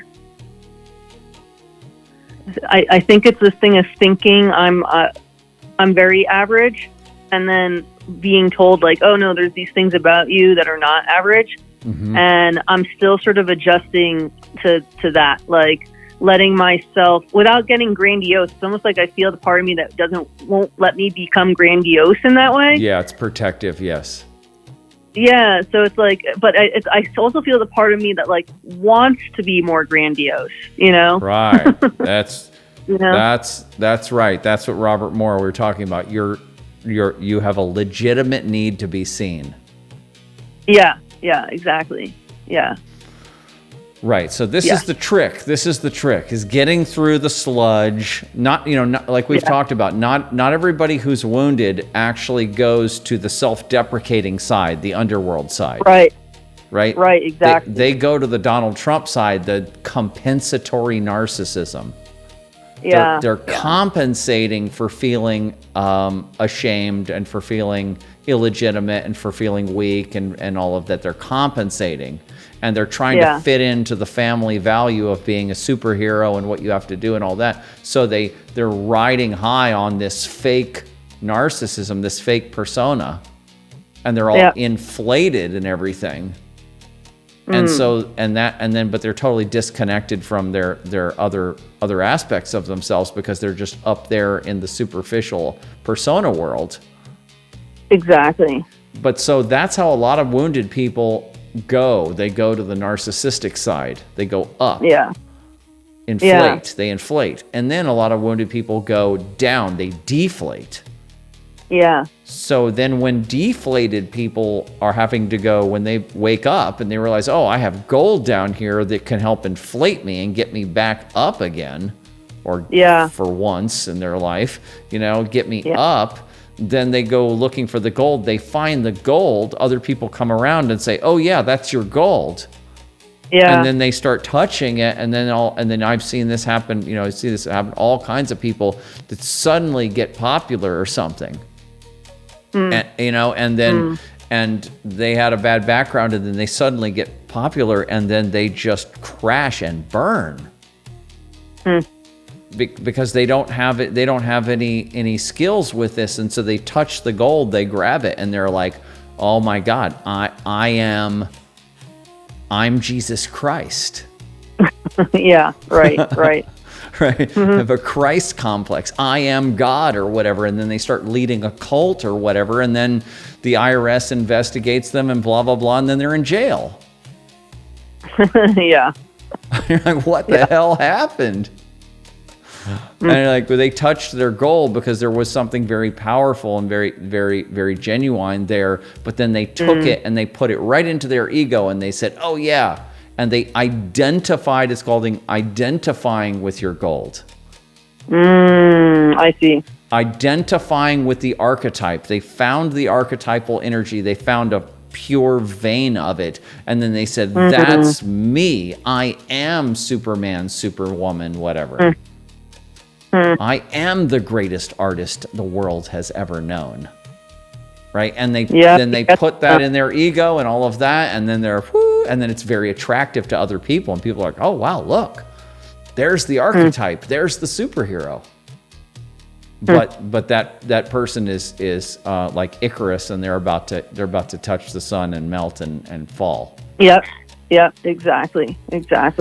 You're right. So we do it in a much more conscious way, and we touch the gold, and we work with it, and we work through the stuff that was surrounding it, the shame, the guilt, that was sadness that was around it, and we process that, and we slowly metabolize the gold, and we slowly allow ourselves to be seen by others and to be convinced that this is a great thing about us.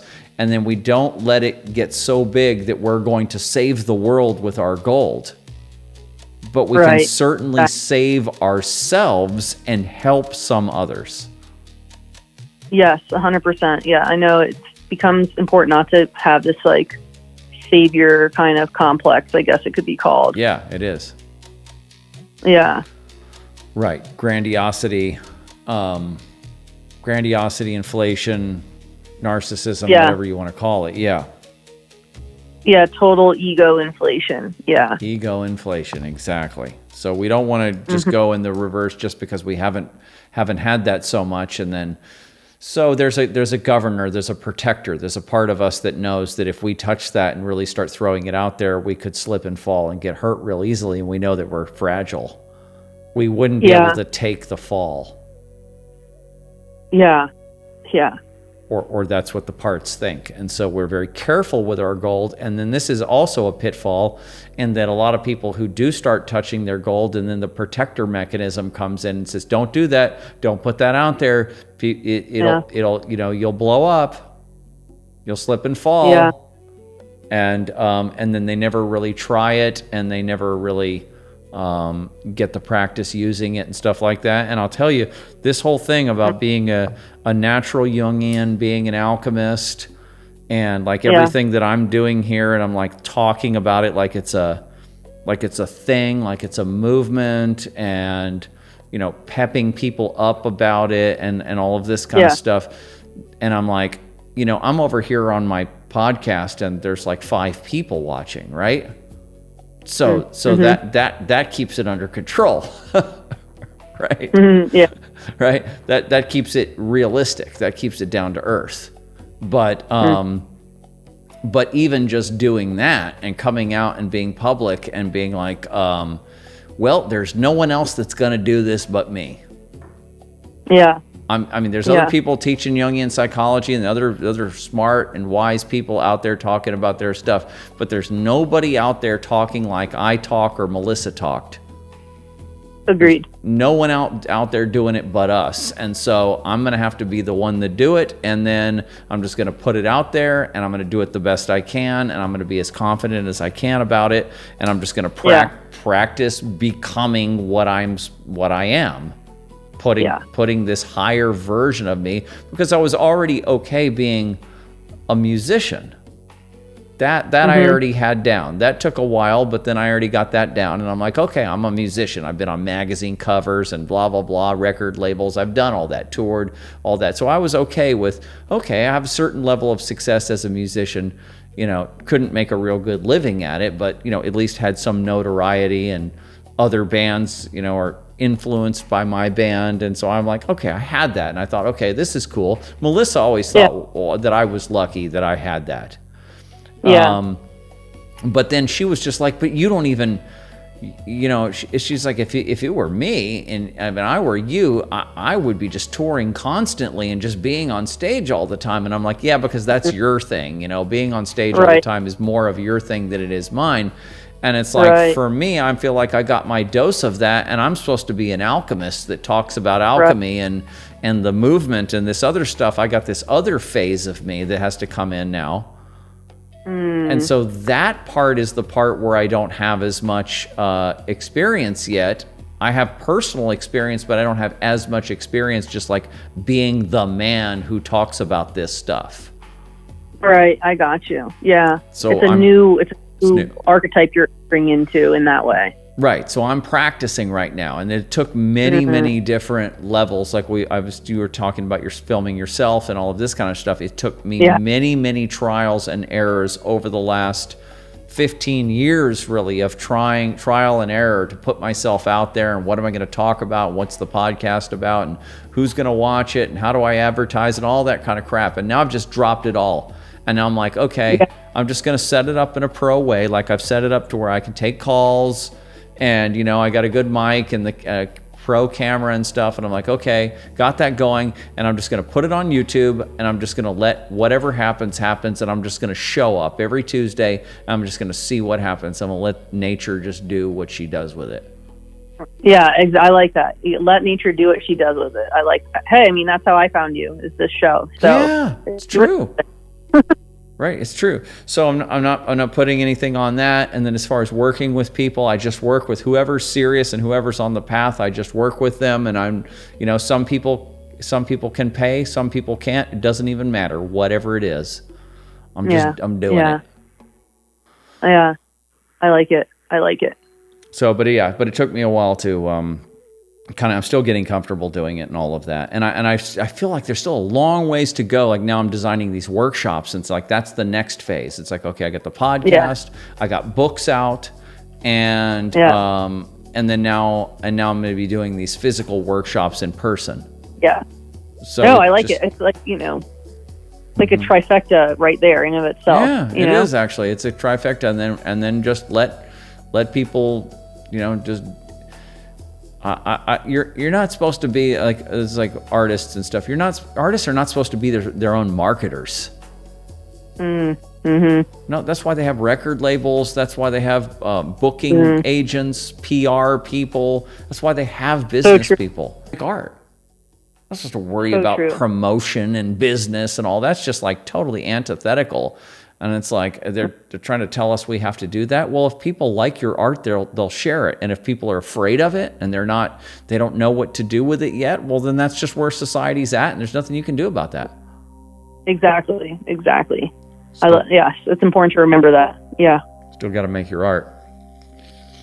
Okay. That was great, Lauren. Thank you. Thanks for calling in. And there's a lot of good material in there. And let's keep doing it. And just stay serious on the whole thing and take notes and stuff so that when you come on the show, we can always, I think it was good today, and let's just keep going and taking it all very serious, and people can really learn from what you're going through. Yeah. And we fleshed out a lot of things in basic language that is not, theory and all that. Agreed. Yeah, no, I like taking this seriously, and I want to take these parts of my life seriously, and just as much as I want to take other people seriously and want them to take me seriously, Yeah, at the same time, it's art, but that's how artists are. They take their art seriously. They're playing, they're making art, but it's also serious. Right. It's well balanced that way. I like, definitely. Yeah. But okay, Colin, I'm so glad I was able to talk to you tonight, and I'll talk to you soon, okay? Okay, thanks, Lauren. Talk to you soon. Okay, bye. Bye-bye. Okay, everybody. That was really good, huh? Yeah. Okay. So we went a little bit longer. We talked to Lauren for about an hour. And so I hope you guys like that we get to, we had Theo on before. I think Carlos has called in before. And what you guys can call back in too. And touch base. So anybody, if any of you guys that's listening has stored up some more stories and some more experiences and wants to share those, then you know how it works on the show. I usually make the call out. I usually, after an hour, I usually talk for an hour, and then I call out to anybody that wants to call in. So you guys can just kind of, let me know when you show up to the show, just let me know that you want to call in, and then I'll, what you have to do is you have to get the WhatsApp. If you're in the United States, you can just call, there's a US number. But if you're outside the United States, you have to call through WhatsApp. And so in the YouTube description, the phone numbers are there. And you just text me and just say, hey, I want to call in. Right, and I'll get it on my other phone that I have. I have a separate phone right here that has that does that. And then I'll just let me know, or a little earlier in the show, and then I'll call you. That's the best way it works. I'll just call you back on through WhatsApp or through the phone number that you are texting from. So it's in the YouTube description, or you go to soluciopodcast.com, and there's a page for it there, and the call-in numbers are there. So thanks, you guys, and I think we talked to you guys. I don't think there's too many more comments that we haven't gone through. So that's Probably because we were talking to Lauren, you guys were listening. And if you came in late, there's a music video that Melissa and I produced called Behind the Mask. I talked about it later, and that's at the very beginning of the show, so you can just go back to the beginning once I hit stop. Yes, you're very welcome, Lauren. Thank you. Yeah, so go back to the beginning, listen to the beginning, and I'm always pep talking everybody into the new ethic. And I got some, and then I'll remind everybody also what I talked about in the beginning. If you go to the Shadow Tech Alchemy YouTube channel that you're on now, there's a new video out called Depth Psychology and a New Ethic, a Contemporary Paraphrase. And I've taken this very important book and I've used AI to paraphrase it and shorten it. And then I've had an AI reader read it, and I've made a video out of it. And so if you look in the description, there's a transcript also.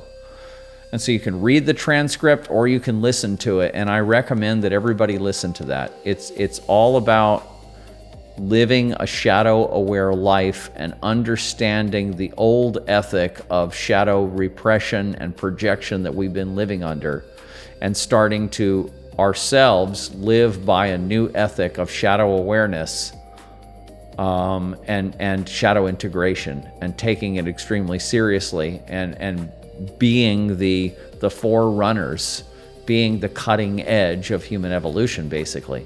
What Melissa called homo bilancia. That's what this is about. So that's a good thing to take in. And if you want to get the original book, you can get it on Amazon or wherever. It's a complex book, and that's why I did this paraphrasing. So anyway, that's up there, and then I have some new material on complexes and integral shadow, the shadow through the integral 4 quadrants, and that's coming out soon. And so anyway, that's the deal. And everybody knows where they can find me, shadowtechalchemy.com. And thank you guys. If anybody knows anybody else that is into this, is into Jungian psychology, into seriously working on themselves, into this lifestyle that we've been talking about, send them here. And I welcome everybody that's new. Our individual that was coming from France, thanks for joining us, and I hope to see you again. And it's also good to know what everybody's names are if you want to let me know what your names are, not necessarily now, but in the future. So there we go. So thanks, everybody, and I will see you next Tuesday. Have a great week.